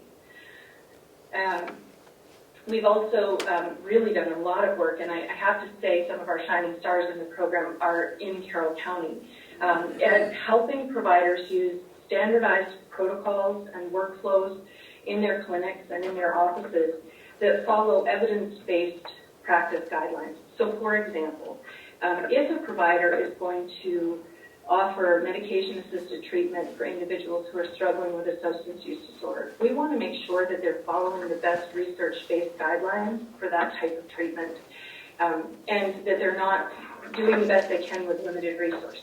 So through the work of the IDN, all of the partners have been able to have good access to evidence-based practice and been given assistance to actually put policies in place in their clinics to make sure that those practices are followed, and to make sure that all of the staff in the clinics are following the same process so that patients receive consistent care. We also are really excited about the work that's been done in Carroll County around enhanced care coordination. Enhanced care coordination really means that our providers are intentionally looking for people who have the most complex needs, and then helping them navigate the healthcare system in ways that most patients can do on their own. So it goes above and beyond making sure that if your primary care doctor wants you to see a cardiologist, that referral goes through. And instead it goes to places like making sure that we know what those social determinants of health are that are tripping these folks up. Do they have, are they not attending physical therapy appointments because they don't have a ride? An enhanced care coordinator would help them get that ride so that they could get to their appointment. Are they, not getting their medications because they're worried about paying the heating fuel? An enhanced care coordinator would connect them with a resource to help with heating fuel assistance so that they could afford their medications, or get them connected to prescription support programs that can get those, or indigent drug programs that can get them their medications at a more affordable rate. So as a region, for all 2.5 counties that we cover, our goal has been to serve 45 patients with enhanced care coordination by the end of 2019, and we have served 275 people just in Carroll County with those enhanced care coordination services. Part of that is about making sure that when people transition from one point of care to the next, they don't fall through the cracks. And so if they're leaving a facility, and that could be a hospital or a rehab program or a jail, making sure that they really do get to the next place they're going in a way that's safe, and that decreases their likelihood of being in an institution again. In Carroll County, our big care transitions partner is the Carroll County Jail, where Jason and his team Jim Stoddard is directly working with this program, have used a critical time intervention model of case management. It's an internationally recognized model for transitioning people to really make sure that individuals with known release dates are being transitioned back into community with good, solid connections to the resources they need. They're making sure they're connected with, that they have a birth certificate. Some folks headed into jail don't even have a copy of their birth certificate, and it's hard to move forward with getting a job without some of those documents. They connect them to educational resources if they need to. They make sure that they'll have a primary care physician when they leave. What we've seen in Carroll is really kind of remarkable. The recidivism rate for Carroll County releasees is significantly lower than national rates. So they're really using that model to good effect. And since the start of their program, so again, just over 2 years at this point, Carroll County Department of Corrections has served 231 individuals with this service very effectively. As a matter of fact, this year, we just had a new partner join the IDN. Coas County Department of Corrections has joined us, and they really relied heavily on their partnership with the Carroll County Department of Corrections to help make decisions about how case management is happening at the Coas jail. And Jason and Jim have been great about sharing information to help them build the program in Stewartstown. The IDN 7 trainings, part of our work is to make sure that our workforce is trained well, and that too is a piece of our sustainability plan, because once you educate people, you can't take that away from them, right?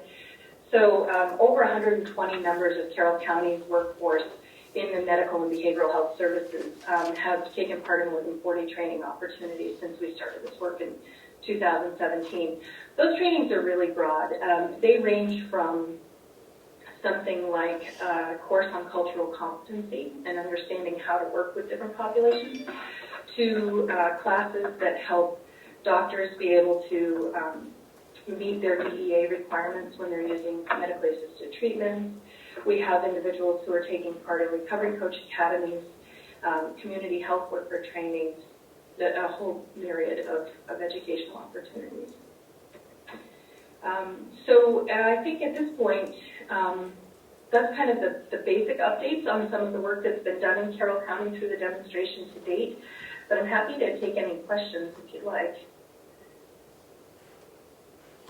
I have a question. Of the 231 individuals in the past 2 years that have been helped through our county jail system, how many of them are on an MAT program? I'm not able to answer that question because it's not one of the metrics that we track on this side. The MAT treatment is something that the case management team may refer someone to if they meet criteria, but it's one of a whole laundry list of conditions that they're really screening and referring for. So similarly, if a person had uncontrolled diabetes when they entered the jail, the team would be referring them to medical treatment for that diabetes. So, that's not a number that we track, but I know that it's part of the assessment that's, performed as part of this very large assessment that's done upon entry. Well, it was one of the ones that you listed also on the specific programming from 2017 to present was that you've expanded the medical assisted treatment services in Carroll County. So I was thinking that if that's one of the things you're talking about, you'd have some sort of record of that number. So the MAT programs that we've assisted with the expansion of are happening more in the primary care setting. So, for example, Huggins Hospital just this year has launched an MAT program at their associated clinics and have leveraged the knowledge and resources available through the integrated delivery network to make sure they're following evidence-based practice. Saco River Medical Group in Conway has also expanded their MAT services, as has White Mountain Community Health Center in Conway. And then partners like Whitehorse Addiction Center are connected to other MAT programs. They're not doing prescribing there, but through the network, they've managed to help connect their clients to those resources. So those are the areas where that MAT expansion has happened in Carroll County under the IDN. Well, I thought you said that you were tracking to make sure that all the people in the MAT programs were getting the same services. We're not tracking metrics. We're sharing policies and procedures and educational resources for providers so that when they stand up their programs, they're being stood up in ways that are consistent with national recognized best practices. So you have But no on the, follow-up? So we track how many patients are served by the practices that have doctors who do that prescribing. But it's my understanding that Carroll County does not have doctors prescribing in the jail. I could be incorrect about that, but they're not on our list of practices that we track. Right, but you said that you were making sure that throughout the county that the medical assisted treatment services were the same for all the population. And so if you're going to do that, you're telling them what to do, but aren't you following up to make sure that it's being followed, your recommendations? The practices that are partners within the region are reporting back to us when they have implemented those policies. So we do, for example, receive copies of the policy that's ultimately adopted at Saco River to be sure that it's following the national standard. And then because they're recognized as a doctor's office with MAT, they're reporting to us the number of patients that they serve. But as I understand it, the jail is not directly prescribing those drugs. They're connecting patients to other practices that are providing MAT services. So we're not tracking numbers from the jail directly because that could potentially duplicate the number of people being served by the actual clinic where the services happen. But you are tracking numbers someplace, aren't you? For the practices that prescribe those medications, yes. So out of the 8,000 Medicaid recipients, can you tell me how many are part of this expanded medical assisted treatment programs? We report that number as a whole, so I can give you a total number of individuals served by medication-assisted treatment in the region. I'd have to go back to my data tables to break out Carroll County partners specifically. When we report to the state, we have to give them a total number for the region. So it doesn't go up to the state based on partner counts. Maybe I misunderstood. I thought that part of the thing that the IDN has been doing is helping all of your partners to keep better records of what their facilities are doing. And I would think that would be counts of whatever, whether it be mental disorders or depression or whatever. No, There are performance, I think a little bit. I think we're kind of talking next to each other, but not completely on the same path. There are performance metrics that we track as a region for some of the interventions that are underway. And one of those is the number of individuals who've been served by MAT in the region. I can tell you as of December 31st, because that's the last time we refreshed that data, December 31st, 2019, 591 individuals in Region 7 were served with new MAT services. So those are doctors' offices, clinics that had not previously provided this type of treatment, who have started providing this type of treatment because they are partners with the region. And as a result, we've served 591 individuals with those new services. That's the metric that we're tracking as a region. And we also count the number of new services in Region 7, and we have 7 new services in Region 7 since the start of the project.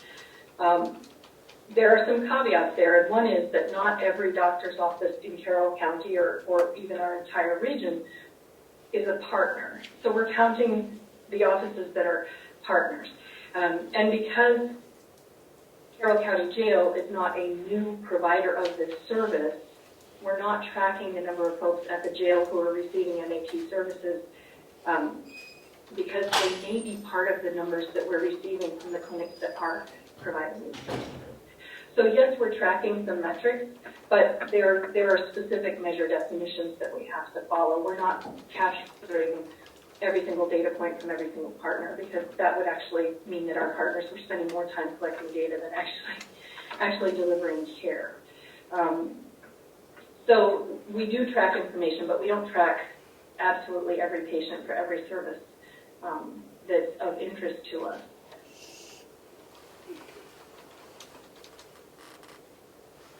Any other questions? David? David, you're muted. This Zoom thing is all new. Sorry. Yeah. Chris, I'd like to ask you a couple of questions. Number one, how many people are what I would call management personnel for ID7, and what is the sum of money that we pay them in wages?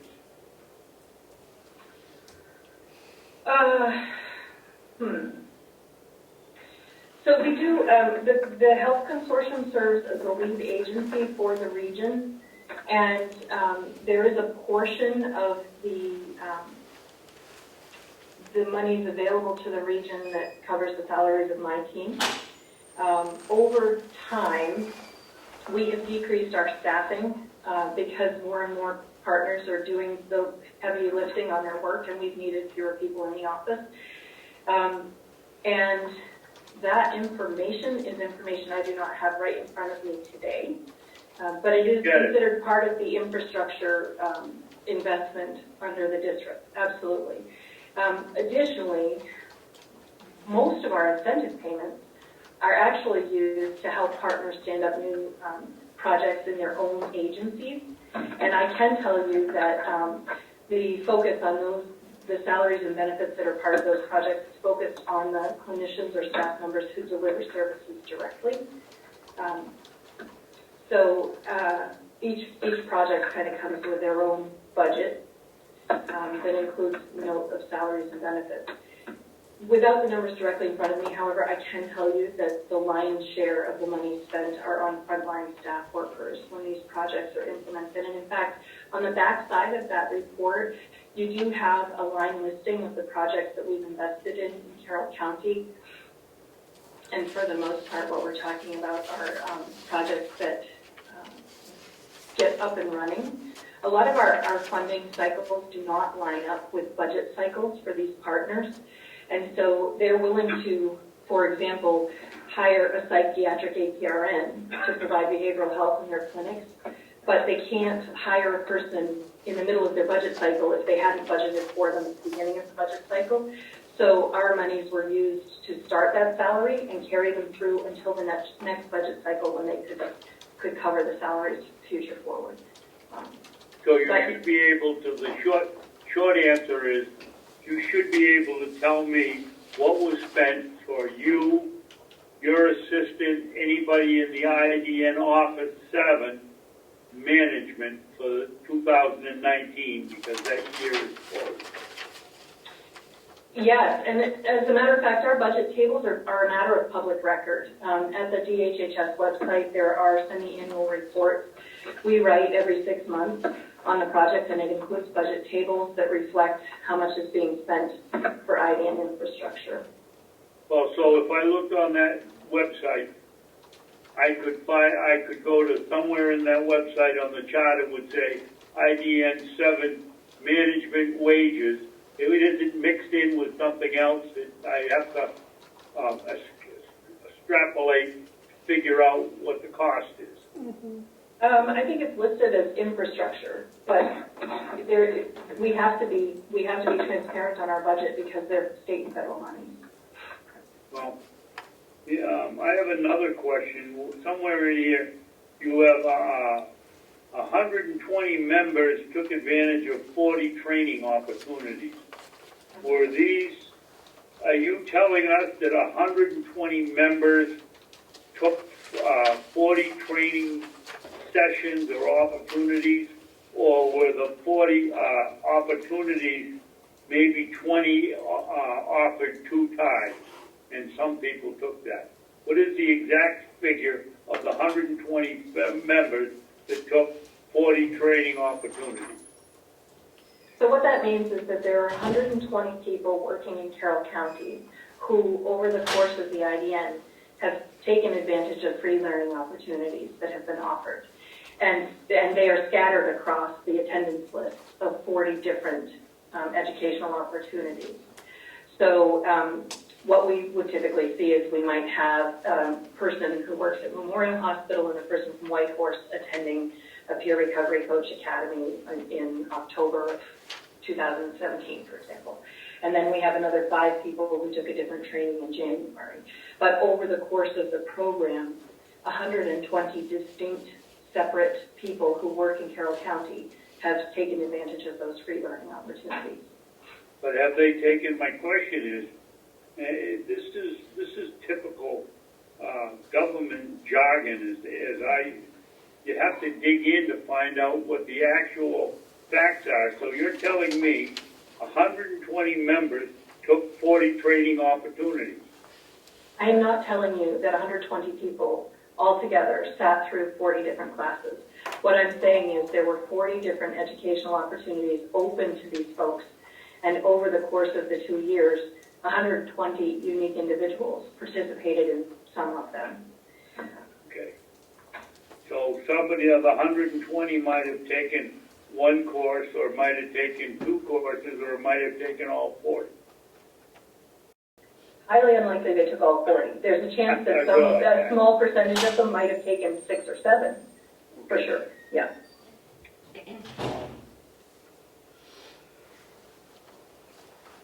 You know, these reports are fine, Chris, but for the layman like me, there's too much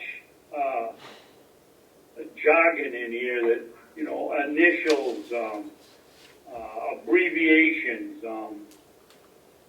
Carroll County IDN partners served over 275 individuals with enhanced care coordination, exceeding the regional goals of serving 45 patients. IDN 7th infrastructure funding supported partners' adoption of evidence-based practices and standardized workflows and the protocols to improve coordination of care. Well, the coordination of care I understand, but is it possible to get a report that's maybe aimed at the people that are in this industry, and it makes it much simpler to understand? I certainly hear where you're coming from, no doubt about it. I would tell you that one of the things that we hear regularly from our partners is that those of us who are doing this work know what we're doing and why it is so important. And our sort of last hurdle to overcome is helping the community understand what this is all about. We do a lot of report writing for this project, and as I said, those reports are definitely available at the HHS website, but in the neighborhood of several hundred pages per quarter, to try to create. We first. We'll see if it resets itself. Sorry, I just have to wait. I mean, you should still maintain your audio. I don't know why the phone, oh, they're not called in on the phone. Right. Ah.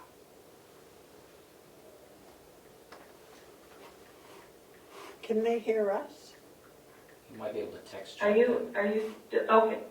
Oh, you're Sorry, back. you froze there for a Yeah, minute. you were Okay, first. all right.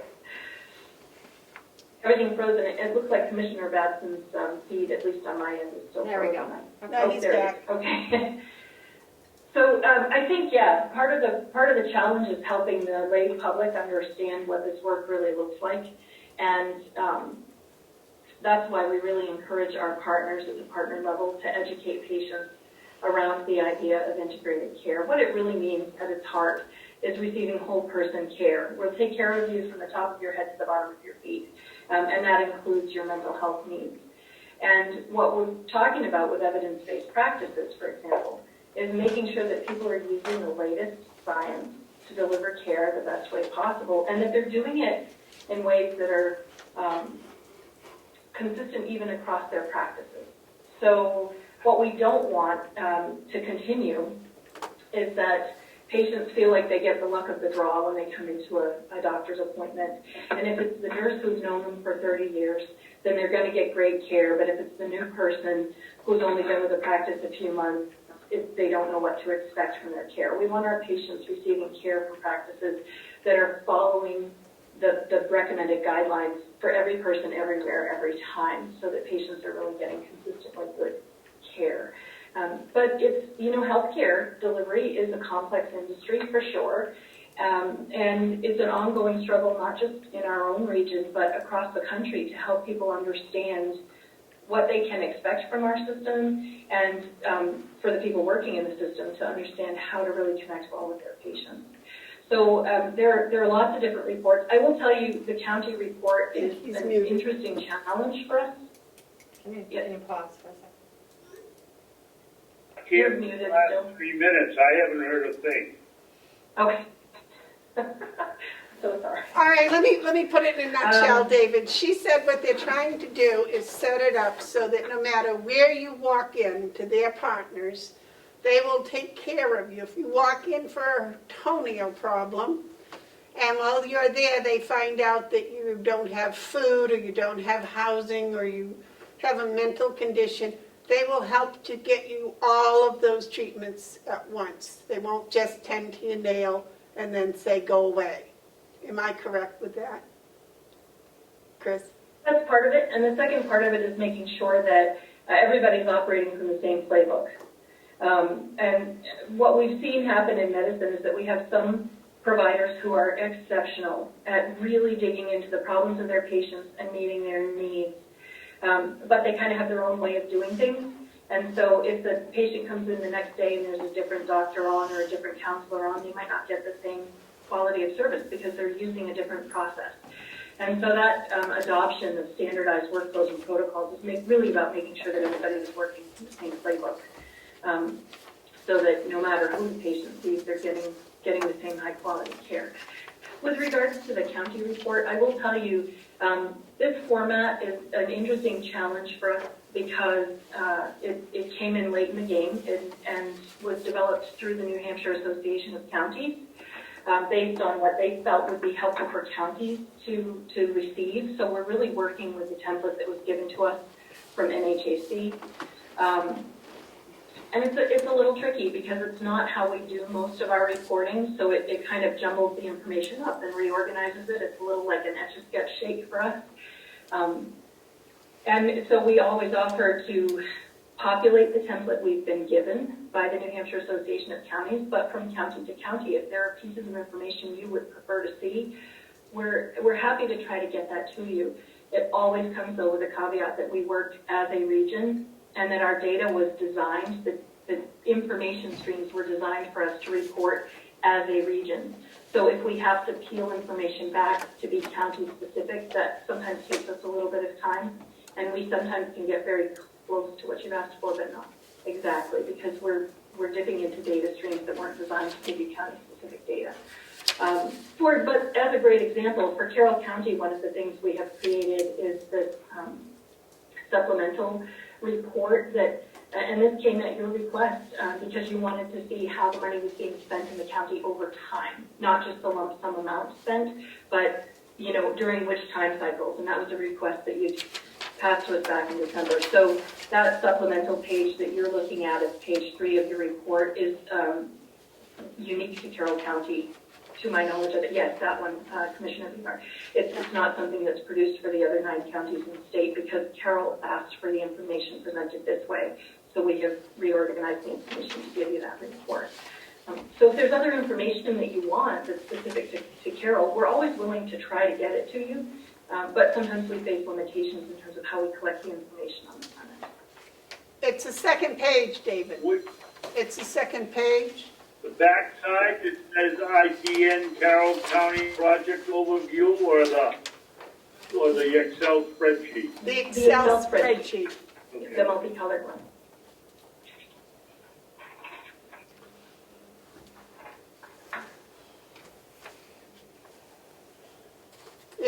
their 8 partners. Okay, these are all the, Yeah, so on this, you see the specific partners that, that we're working with who serve Carroll County only. We do have several partners that work in multiple counties, but in an effort to be as transparent with you as we can be, these are the folks who only work in Carroll. And the incentive payments that they've been awarded. Now, what you'll see here, Commissioner Babson, back to your original ask about administrative salaries, is that this $1.3 million that we're reporting was all spent in the partner space. None of this $1.3 million figure is the infrastructure awards that are used to support my team at the Health Consortium. That's truly $1.3 million that went to Carroll County partners for their work in the county. That's from 2017 to 2019. Correct. Yeah, it starts with the first round of funding that went out for the February to June 2017 funding round.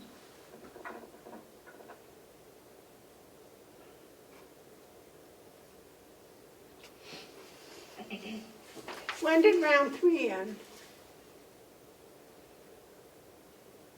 Round 3 went from June through December of 2018.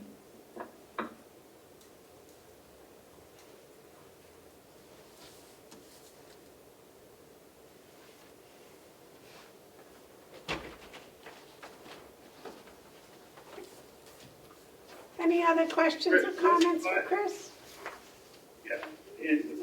yeah.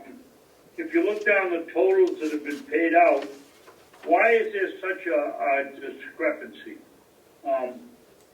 Round 5, October to May, 145,000. Round 4, June 19th to November 19th, 423,000. And then it drops back. Then a pretty good one in round 2, and round 3 is round 1 is about the same. Why isn't there maybe a more of a straight line on the expense?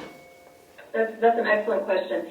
It's because the process that our region adopted for distributing the incentive payments, particularly for the first 4 rounds, was one of project proposal and project funding. So an open season was put out there to all partners across all counties when funding was available, and they were asked to submit proposals for projects that they wanted to implement locally. So it happens to be that although the monies are made available to all partners in Carroll County, not every partner agency opted to chase that money. And so what you see here are the partner organizations that did find that there was work that could be done within the restrictions that are placed on these monies, and there are definitely rules about how they can be used. And they put forward proposals for projects they wanted to implement at their organizations and received the money to do that work. But not every partner in Carroll County has opted to avail themselves of that opportunity, and every project costs a different amount. So, for example, you'd see, let me think of a good example out of the lineup.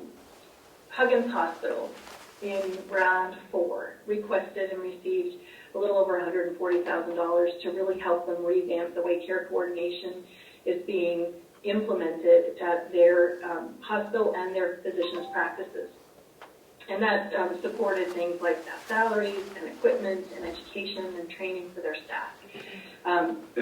But they did not ask for it or submit a proposal that was funded in round 3. Similarly, we've got ServiceLink of Carroll County and Grafton County.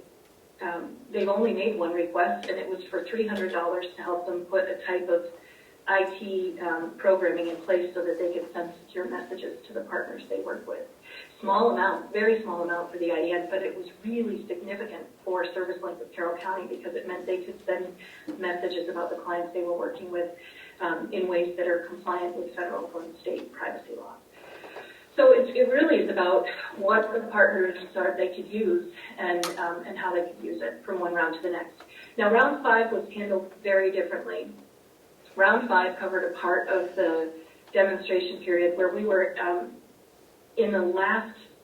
we had the last opportunity to close out some goals for the project. And so during round 5, what our steering committee, our governance body, decided to do was make an offer of flat amounts to the partners whose work most impacts the performance measures that drive how many incentive payments we earn. And if they agreed to accept that kind of lump sum contribution to their work, they had to agree to meet some of the performance metrics that we were driving towards.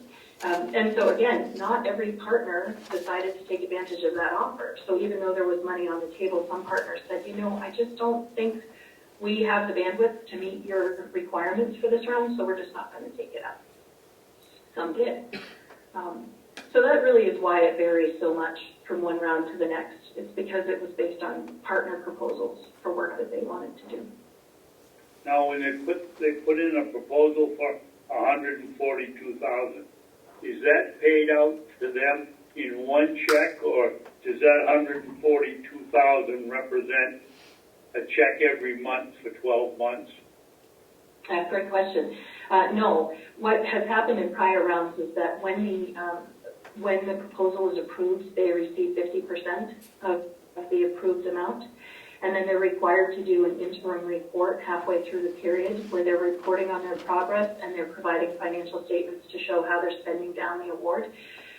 When they submit that report, they receive the next 25% of the award, and then at the end of the funding round, they were required to provide a final report of the work they've done to show the effectiveness of their project and submit their final expenditures for the project.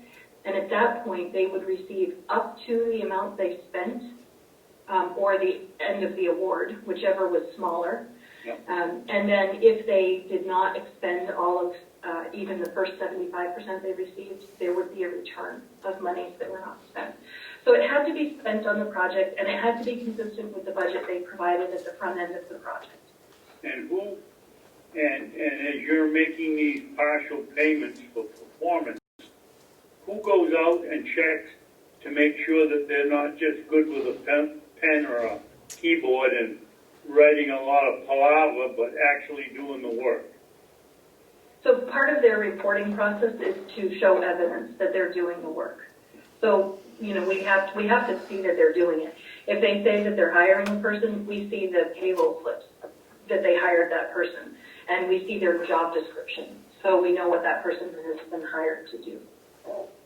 But you have no idea, as an example, if they say they see 10 people and that's a day's work, you have no idea whether they saw the 10 people in the first 2 hours of the day and went for a picnic for the rest of the day, or worked with the client for 2 or 3 hours every day to make up the time. Are any foot soldiers going out and seeing, or are they just reading paper? We are regularly in contact with the partners, and they agree on the front end of the projects to be audited if we have reason to believe that they're not being honest with their reporting. And that's not just us as a lead agency. That's they have to be willing to be audited by the state and the federal government as well. So there's an expectation of integrity written into it. They sign attestations that what they're providing for information is true and accurate, and they know that they can be audited at any time to be sure that they're reporting the truth. But, you know, at the end of the day, as with most business transactions, you have to have some integrity as you step into those agreements as well. Thank you. Okay. Chris, thank you very much. I would offer, you know, if I could just kind of tack on to Commissioner Babson's comment there, I would offer to you that what you see here is where money is being spent on the project, but there are many more partners in Carroll County than what you see on that third page, and they are doing the same work, but not asking for money to support it. And so the real strength of our work is that we have 39 partners who are continuing down the path of meeting our goals as a region without financially being supported in that way. They're taking that onus on themselves. And for every one of these projects, as I said, These are by and large seed money to start something, and the projects weren't funded if there was not a plan for the organizations to continue the work when the money dried up. So if you see care coordination, for example, and that we've paid to start a care coordination program, those partners have figured out how to keep it going so that the residents of Carroll County are not left high and dry when the IDN money goes away. Because it's a short-lived demonstration. Thank you. This is the last year of the funding, Chris? So this is the last year of the work plans for the demonstration, but the nature of the funding mechanism, which I know less well, that's something that's handled more at the Department of Health and Human Services, is such that counties have just worked through their process of 2019 contributions. The counties have not yet started moving money for the 2020 demonstration year, and it's likely that the last of those intergovernmental transfers and the last of our reporting for the performance metrics will happen in early 2021. So we're supposed to be doing the work through December 31st, 2020, but there's likely to still be some distribution of incentive payments and work being done by our partners in 2021. But Chris, wasn't the waiver given through December 2020? Yes, the 5 years of the waiver were 2016 through 2020. Okay. But we've run into a situation in the state of New Hampshire where the funding has a lag because the counties have worked really hard to understand the funding mechanism and move those monies forward, and that has created a delay. So, for example, the latest round of monies that we received here in Region 7 are really monies that we earned for work we did in 2018. Because we had to wait for the counties to make their payments before those monies could be matched by federal funds and turned back to the regions. Anything else? Chris, thank you so very much for spending time with us today and helping once again to untangle the verbiage. I think what you do on the ground, what we see on the ground is positive. From your partners, no. But the verbiage does get confusing. It absolutely does, and so I would just offer, as we always have, that if you continue to have questions, please don't hesitate to reach out. We're more than happy to try to make sense of some of this work, and our partners are more than happy to come speak to you directly about some of the work they've done as well. And thank you for continuing your work. I know especially during the public health emergency, this is a very strange time to be an elected official. I am one myself. And I appreciate your service to your communities because it is hard work that is often thankless. Well, thank you. Thank you very much. Thank you. Enjoy your afternoon. Thank you. Okay. Best to you. Thank you. All right, we're all ready for the treasurer's report. Good morning, Madam Chair and Commissioners. Thank you. Under the Treasurer's Report this week, again, I don't have an awful lot to report. Things are going fine at this point. I did speak with Kathy, the Fiscal Director. We have yet again to hit the tax anticipation note, but again, we're getting very close. So as usual, she's managing things very tightly at this point. They haven't drawn on the tan yet? I'm sorry, no, she has drawn, but I monitor it, and she lets me know when she's going to do it. And as of this morning, she hadn't done it yet for this last week or so. Last week we were pretty close. This week we're even closer. We had a small disbursement this week, as you will note. The point is, she's managing it very closely.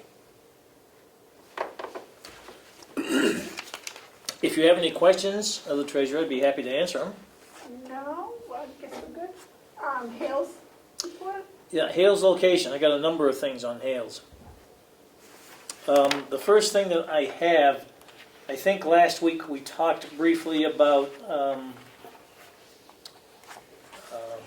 the meeting that we had with the Department of Revenue and so forth, and the discussion about the reassessment.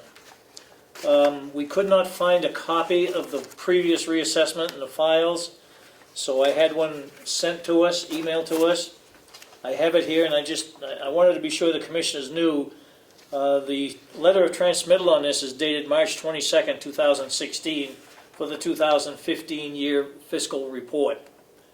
I don't know if you can see this or not, but in any event, it was sent to Carroll County Commissioner's Office, unincorporated place of Hales location, P.O. Box 152, Ossipee, New Hampshire. So I don't know if you actually saw it or not, but it was sent here to the Commissioner's Office. At this point, I've got a copy, and we've also got a copy in a file at Hales location office. Was the original sent here also? Well, that was what I'm saying. The original was sent here to the commissioners. So I don't know In if... 2016? Yeah, 2000, for the 2015 assessment year, March 22nd, it was sent here to the commissioner's office. And never got sent up here? I don't know if it got sent up here or not. That's what I'm saying. I don't know if the commissioners actually saw it or not. Seemed to me there was some discussion about, we couldn't find one in Hale's office. Right. And so I asked for a copy of it, and that's what I received. So we now have a copy in Hale's. I'm thinking there's one somewhere in the county administration building for the commissioners. But I don't know if anybody has a recollection of seeing that or not. Well, we can check, Laura can look that up. Sure. Okay. I'm sure she's, it's filed someplace. Someplace, yes. So the next thing I have, as I had mentioned last week, I have your MS 232, which is the actually voted final report for Hale's location budget. And the commissioners need to sign this. I'll pass this down to you in just a moment with the rest of it. I also have some checks here that commissioners need to approve.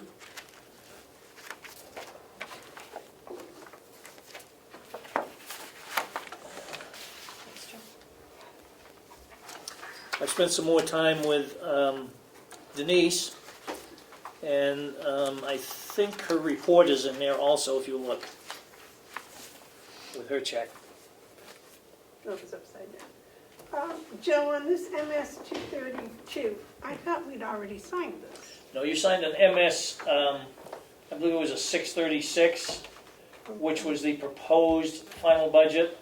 What you're looking at today is the actual approved final budget. And again, had procedure been done correctly, I suspect, we would have had this done some time ago, but we are getting it on track, so next year, knock on wood, we'll have it all at the appropriate times. Okay, I'll make a motion that the commissioners sign the Hales location MS 32. 232, I believe it is. 232, I'm sorry. I'll second. Motion's made and seconded to sign the Hales MS 232. Is there any more discussion? Roll call, please. Commissioner Babson? Yes, Commissioner McCarthy? Yes. Commissioner Bevard? Yes. Thank you. David, may we use your stamp, please? you may.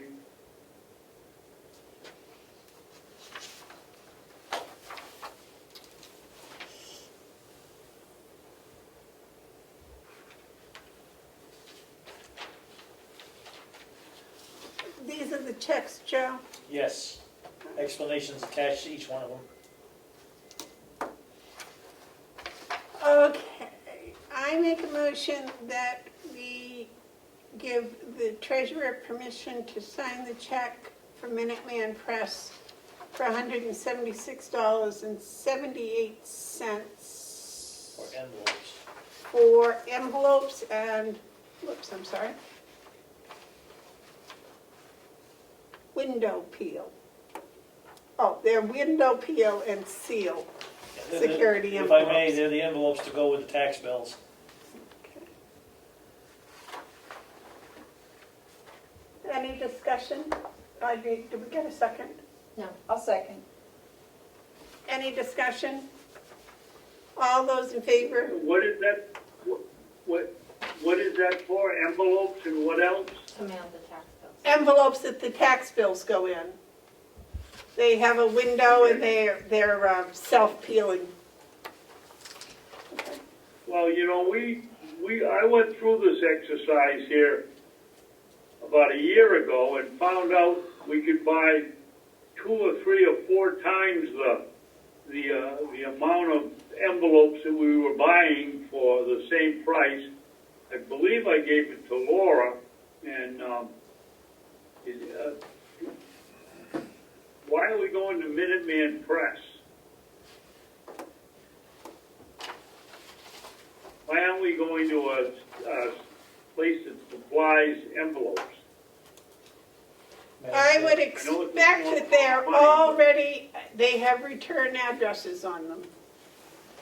So did the ones I gave the quote, I got the quote for. And we are using them, I believe. Cheryl should know about it. I think I dealt with her on the issue.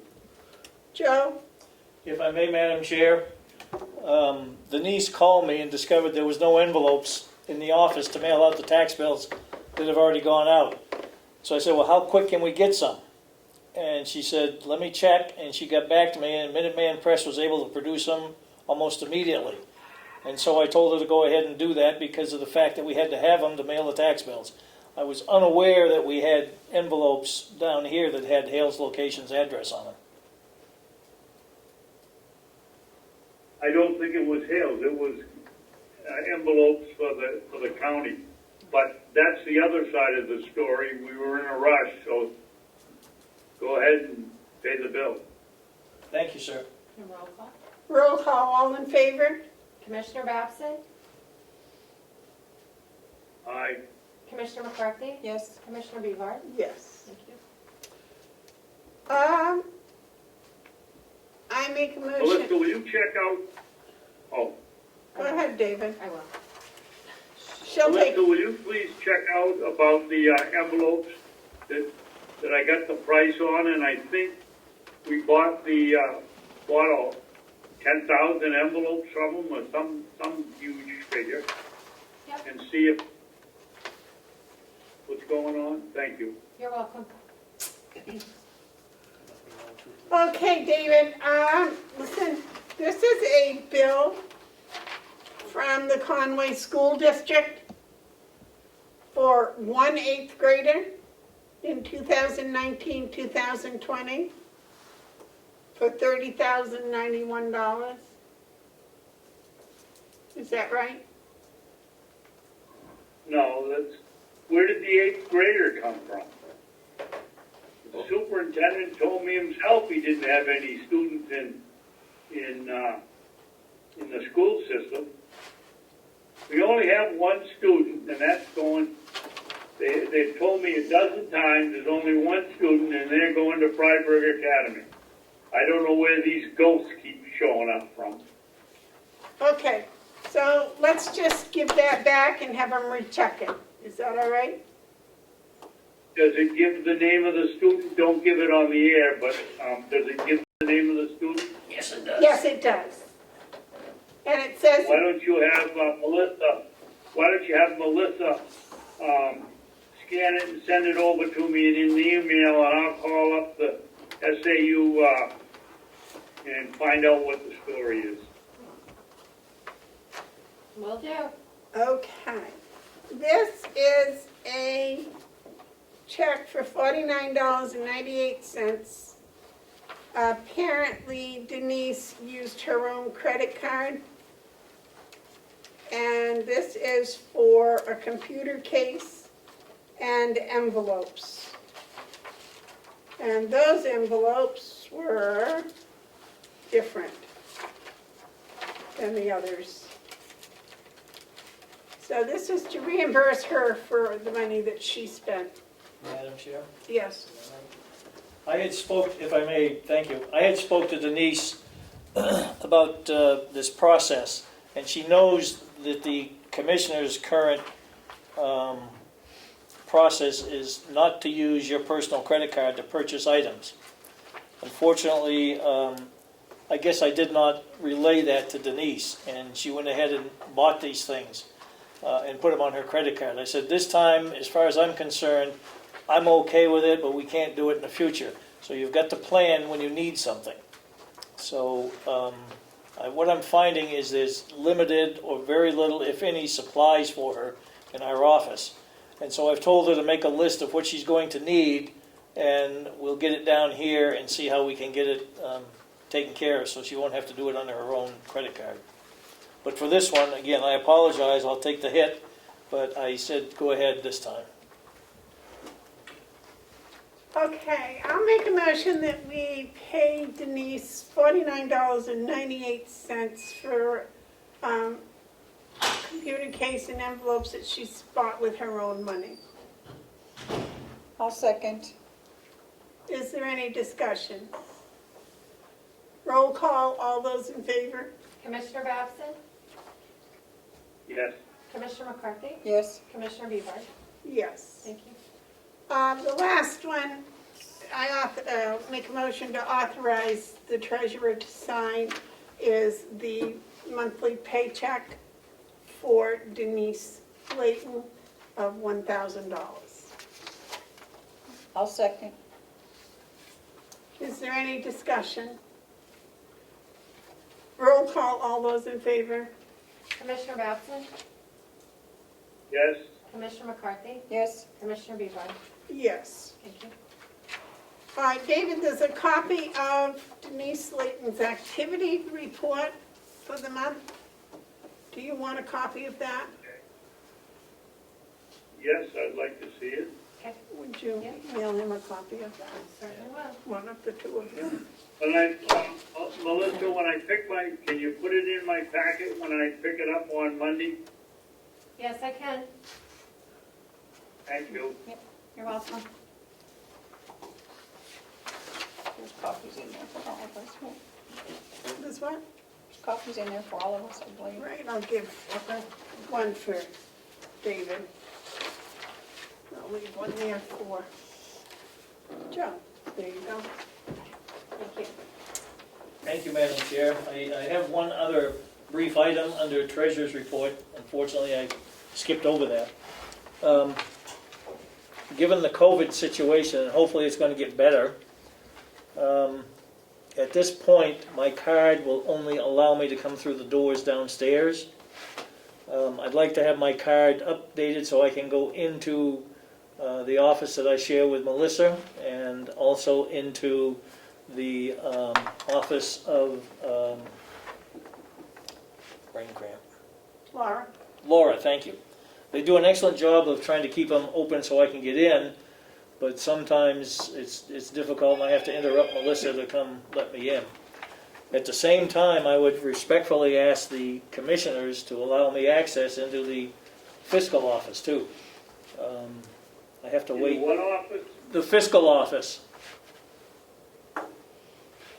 I have to wait to go in there to get the checks each week, which is okay, but what I'm doing is interrupting the staff to come open the door, and it just doesn't seem to make sense to me. At the same time, I'm able to go in and talk with the fiscal director, and so I'm asking for permission to have access to that office as the county treasurer.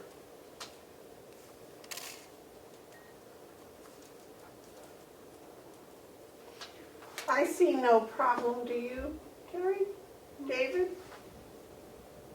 No? I'll make that motion. You want to second it, David? I'll second it. Any discussion? All those in favor say aye. Oh, Aye. roll call, sorry. I'm never going to get used to this Zoom stuff. I'm sorry, may I ask a question? Does the treasurer have access to the building Yes. with his Yes. key? Okay, thank you. Commissioner Babson? Yes. Commissioner McCarthy? Yes. Commissioner Bieber? Yes. Thank you. Would you inform Bob of that vote, please? He can do it automatically. Yep. Yep. He doesn't even need your key. He just does it No, he just does it from somewhere. in the cloud. Yeah. Madam Chair, you're scheduled to start non-public in 2 minutes. Well, I think we're right there, aren't we? And then resume your public meeting at 12:15. Why? I don't know. That's just the way it was posted. Because you're going to have to come back into public to seal your minutes and do your check signing. So The MS. I gotta be out of I here have by that 12. stamp. So, that's not good. Okay, So I can do that executive coordinators report.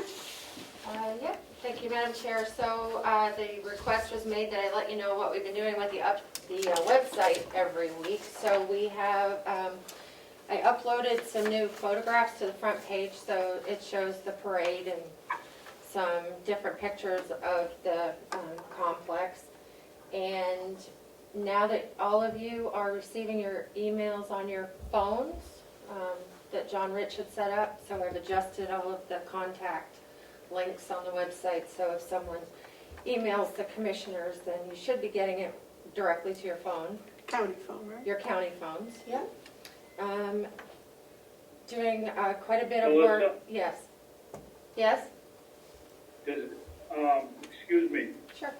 Are we gonna put on the website where it's now blank, where it used to be our telephone numbers, that that anything sent in to the commissioners will now go to them directly, so that people know that we've received it and are aware of what they've written us? I can talk to you a little bit more about that to understand. I'm sorry, I'm not. Well, to let the people know that the emails are going directly to the commissioners themselves. Oh, that it's not being screened by someone else or viewed. Yes, I can add that to it. I can add a little And note. then our name is now blank, which would indicate maybe we're not getting anything. I just want them to know that we're receiving it. Okay, I'm sure I can make that known. We also, I also posted the pre-sale alert for the hay for 2020. So that's on a red banner on the front page. So, Good. so that was all done this week. Was continuing to work on the annual report. Got a quote this morning from Minuteman Press. And I need the commissioner's approval to print 60 annual reports. The charge is $435.59. You may not want to vote to approve this, however, because I notice in the narrative it says that the price includes coil binding, and it was my impression that we were just going to do the staples this year, so that might reduce the cost. So would you prefer I came back next week with a better quote? I thought we agreed to do just the staples, that we didn't like the little coils. We agreed to do something a little more high class, and we put in $800 or $900 in the budget, and the delegation kept it at $300, which our original quote was a staple and doing it on our own color copier downstairs. Well, I've emailed them back and I've asked them to change that part and see if that adjusts the quote. So I could just bring it back to you next week. How much notice do they have to have for the printing? They need 2 weeks time to print from when they receive it. So my goal, it has to be done in June, so my goal is to have it June 26th in hand. And so at the very latest, next Wednesday, I'd like to ship it to them. Okay. So, and I have an updated draft that I've emailed to Commissioner Babson, and this is the next working draft. So, Just one? yeah, I have one. I can certainly make another copy. One thing that I kind of took the initiative to include is some pages in the back that recognize staff longevity. So I've been working with the department heads and the finance director to identify the employees that have been here 5 years, 6 to 10, and listed them separately in categories. It takes up 3 pages, but I feel like it's a nice way to recognize staff longevity.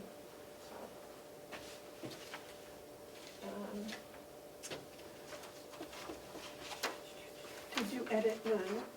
I did a little bit, but Thank you. and the plan is The plan is to send this draft out to the department heads in a PDF, because tomorrow's the department head meeting, just see if they have any comments while we're working on Madam drafts. Chairman, Yes, David.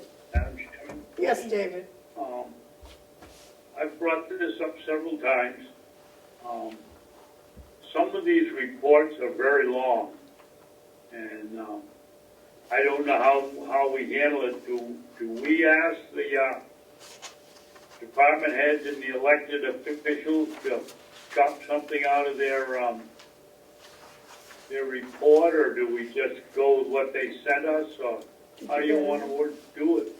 It's a board. I don't make the decision. I think Melissa's already edited them. I have been able to condense the report somewhat just by changing the size of the font and the margins. I've shaved off a couple of pages in the report in total, just by formatting it differently. Now we'll see when That's it's. fine, but that is cutting the reports shorter. Yeah, I'm not. Making the print small. I'm not editing for content. That's not my place, but I certainly, can appreciate that some of them have a lot of detail. Yeah. Well, that's what I'm asking. What do you two ladies want to do? You want? It's Melissa and I are supposed to be doing this, and if you want, I'll go to some of the department heads and ask them if they can shorten up their report. If that's what you want to do.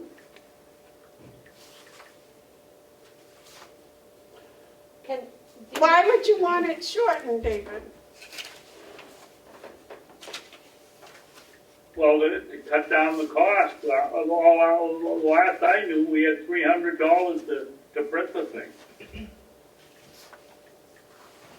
I don't. This new one that we just got, David, I'm sorry. Go ahead. Most of the reports are just a page front and back, and maybe a half of. Yeah, it's pretty tight. It's a very pretty tight report. I'm trying to cut down on the number of pages. But I also could, if I could find out from Minuteman, what is one page? How much does that add to the cost? Or what is 3 pages add? I'd be happy to get more information, see what the difference would be for you. Is this the size of the report? Yes. And lastly, the administrative assistant reminded me that the commissioners had decided to do start their meetings at 9 a.m. on a 6-month trial basis. So that's up now. So do you like the 9 o'clock? Do you wish to continue 9 o'clock? I'm fine with 9 o'clock. I am not fine on going into non-public and then having to wait to get the Zoom back up. I think when we come out of non-public, we just go back to Zoom. This bit of waiting around, no. The public, I don't know whether they'll have to just wait or what, but to give them a specific time. It's like today, I needed to be out of here at noontime today, and so the 9 o'clock is fine with me, though. Okay. I'll make a motion that we continue at another 6 months at 9 o'clock. So far, we went through the winter and it worked fine. Might be a little late to start in the summer when it's going to be warm up, but let's try it for another 6 months. I'll second. Okay, is there any more discussion? All those in favor, roll call? Commissioner Babson? Yes. Commissioner McCarthy? Yes. Commissioner Bevard? Yes. And that's all I have. That's your report. Thank you Yes. very much, Melissa. Thank you. Those pictures were lovely. Oh, good. Yes. Very nice. Thank you. Commissioners' comments and reports. David, you have a report? I have several.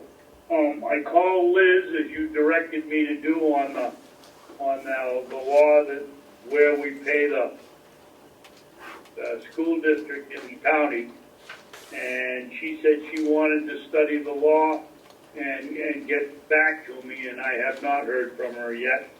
Or maybe she called you, but she didn't call me. She hasn't called me. Okay. I investigated having somebody that has knowledge of the insurance industry and his business is guiding people like me, and I don't know about the two of you, but guiding people like me that don't have a real handle on medical insurance. And I told him I'd bring it up in this meeting and see if you want me to pursue what he charges a session or how he works it when he works with people like us. Is that something that has to go out for an RFP? I don't know, because I don't know what he charges. Oh, It's a, I thought that's what you were investigating. No, I was investigating whether he was in the business, whether he'd be interested in working with a county, or had he done anything with a county, and whether he'd be, would want to work with us. And he wrote back he would be, so I told him, well, I'd bring it up at this meeting to see what you want to do. Do you want me to continue and get a price and find out more specifics, or what?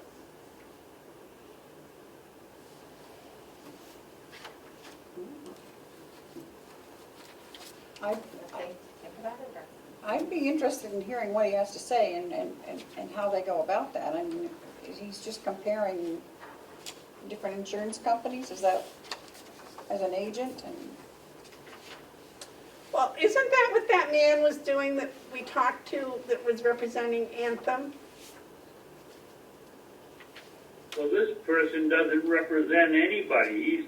His business is going into, I guess, mostly municipalities, and when their insurance is about to run out and they go out to get quotes, his job is to explain and look over and help guide them to the best deal. I don't think it would hurt to get information. Well, I'll call him up and see what the story is. And if he tells me it's over $5,000, I'll tell him we have to go out for quote. Yeah. Well, definitely there, but, yeah. It's all right with me. What about you? yep, that's fine. Yeah. Never hurts to get more information. All right. Okay. Okay, anything else, David? Yes. About 6 months ago, we voted as a board to have salaried employees punch in and just to know who's working when and how. And to date, my information is not a single one is punched in yet. And that was 6 months ago, so it's time for us to tell them, maybe Terry says it in the department head meeting tomorrow. Okay, Voted to have you punch in, now please start punching in. well, we have to get Bob to change anything, or, no? Okay, It's something that's coordinated with Kathy. with Kathy, And okay. Bob. But I think Kathy, when I spoke with her about it, said that it wasn't a problem. But, I don't know if she has to, Oh, nobody's doing it, so there's something wrong. Okay, I'll bring it up tomorrow. I think they probably have to tell the payroll company so that they don't try to pay overtime or something, but from Kathy, my understanding was that it was something certainly doable. Okay. Anything else, David?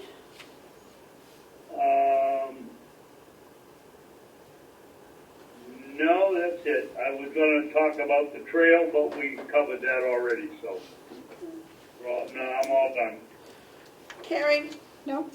No, I don't either. Other- Madam Chair, I had 2 invoices I forgot to present to you for approval. One is for the town of Ospey, the county's property taxes, in the amount of $3,030. That's not enough. Yeah, well, I hope the delegation sees that it's less than it was when I first got here because of the work I did to reduce the taxes. even though they didn't think we deserve a raise. Is that a motion? Would someone like to make a motion to pay this? I I'll will. make a motion that we pay the tax bill, the first half of the 2020 tax bill to the town of Boston. I'll second. Discussion? All those in favor, roll call? Commissioner Babson? Yes. Commissioner McCarthy? Yes. Commissioner Bieber? Yes. Thank you.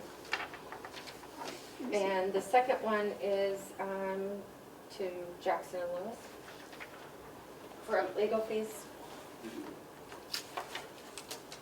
What?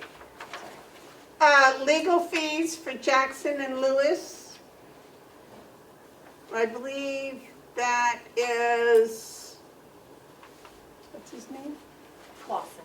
Mr. Clausen. For Mr. Clausen.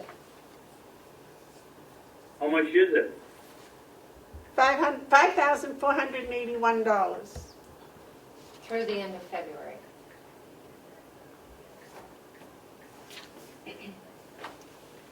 It's all itemized.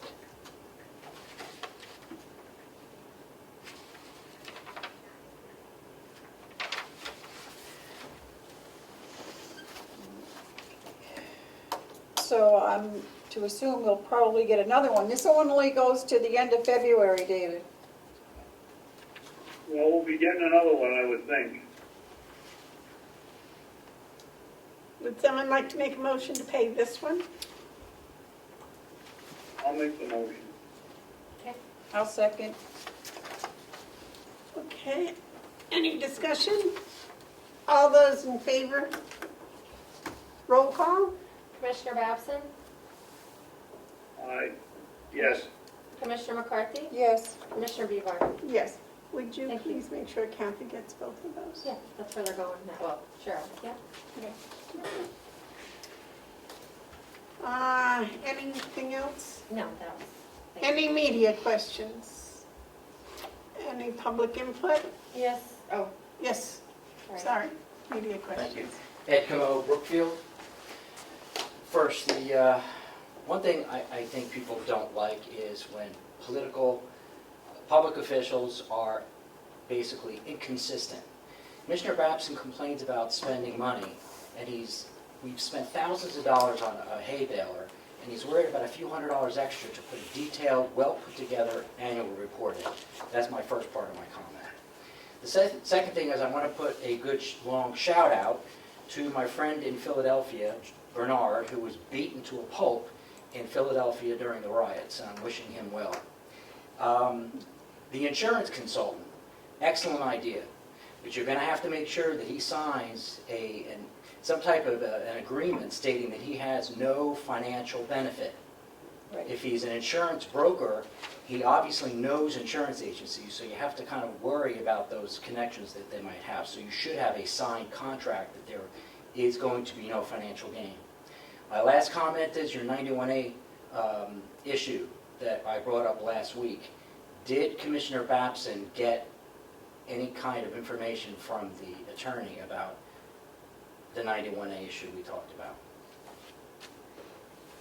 Yes, Ed, when you started to speak, it reminded me that was one of my notes that I didn't write here. You were absolutely right, 100% right, and I apologize.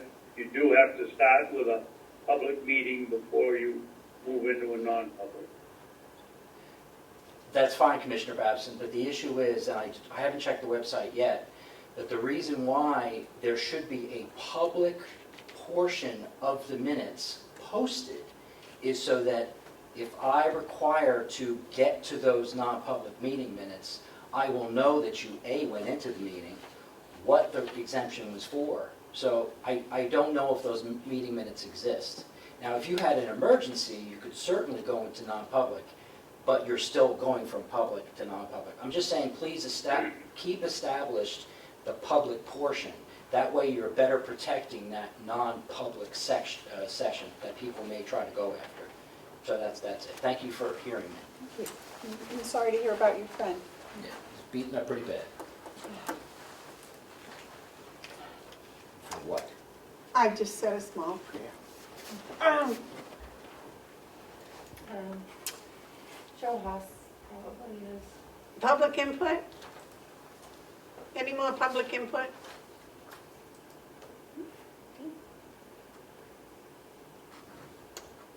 Okay, Madam Chairman, yes, Madam Chairman, yes. one question. Who was the individual that was with Dale today? Nobody introduced him. I didn't even know he was there until at the very end he spoke. Dale introduced him. He is the, No, he didn't.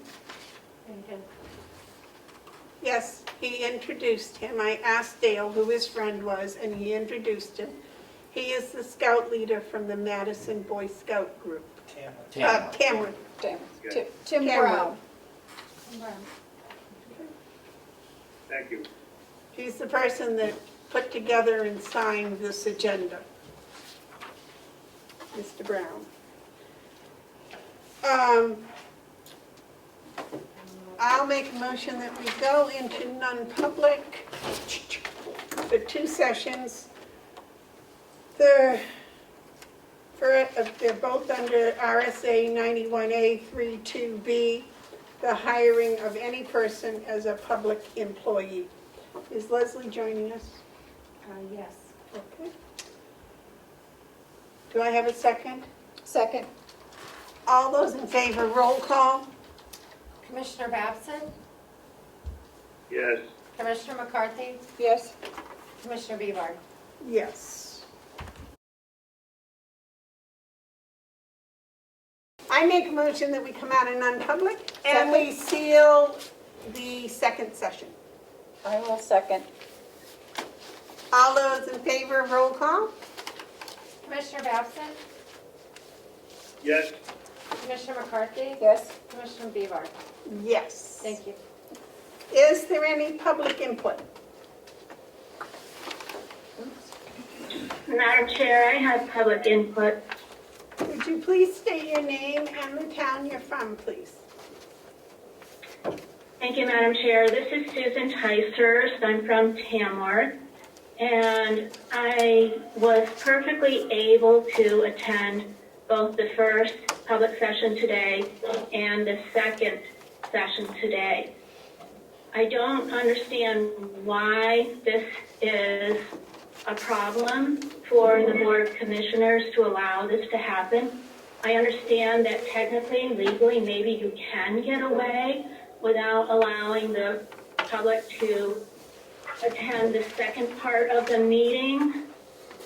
But I think you will agree that these are different times, and I don't think it would be to your personal benefit to have a crowded room full of people there. So I would just ask that you continue to allow the public to observe remotely both sessions whenever you are meeting in public. And the reason I say this, it has partly to do with the current situation, but also to do with what has happened in other boards in this county in the past, when the public was unable to witness what decisions were made on their behalf. So I ask you, I don't think it's asking too much to allow the public to see the second part of the meeting remotely, and I ask you to continue that practice. Thank you. The only objection I have to that, Representative Ticehurst, is it's time consuming. It's time consuming. The commissioners already spend an inordinate amount of time here, and as your delegations did not think that we are worthy of any increase in money, I don't see why we should give any increase in time. That's my personal opinion. Is there any other public input? May I follow up? Yes? May I follow up? Yes? Are we muted? No, it sounds like she's Thank you, Madam Chair. there's a connection So, issue, I don't know. the meeting, am I muted? No, I'm here. So, No, I'm here. Yeah, we can hear Can you you. hear me? We hear you. I don't think they can. Me? Can you hear me now? Yes. Okay, Yes. great, thank you. So I'm not sure how much of the, I forget your exact title, your assistant's time was taken to set up 2 meetings instead of 1, but I don't think it was significant. I actually just spent more than an hour waiting for you to come back, and I'm not complaining about that at all.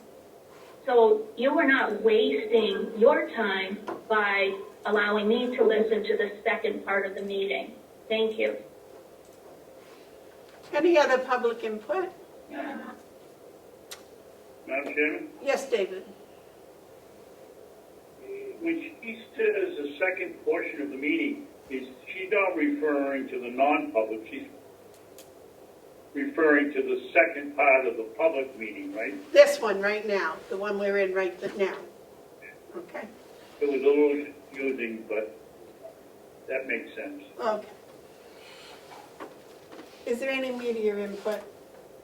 I just wanted to, just a side comment is that I live feed both portions and videotape both portions. So the public on my side is watching both the first part of the meeting and the after the non-public meeting, just for the record. Okay. I'll wait a motion to adjourn. Madam Chair, if I may. Yes, sir. Thank you. I just wanted to clarify an earlier statement that I made. When I was talking about gaining access to the finance office, I think I used the term, I had to wait to get in. Well, I didn't mean that in the sense that I had to stand outside and wait for 10 minutes or whatever. That was not the case at all. What I meant to say was I had to knock on the door and wait for them to come open it. Not that that took an extended amount of time. I did not want to indicate that the staff there was doing anything incorrectly. And I just wanted to clarify that for the camera. Thank you. Okay. I'll wait a motion to adjourn.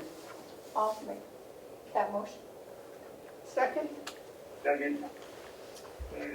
Roll call, please. Commissioner Babson? Yes. Commissioner McCarthy? Yes. Commissioner Bieber? Yes. Thank you. Thank you all very much.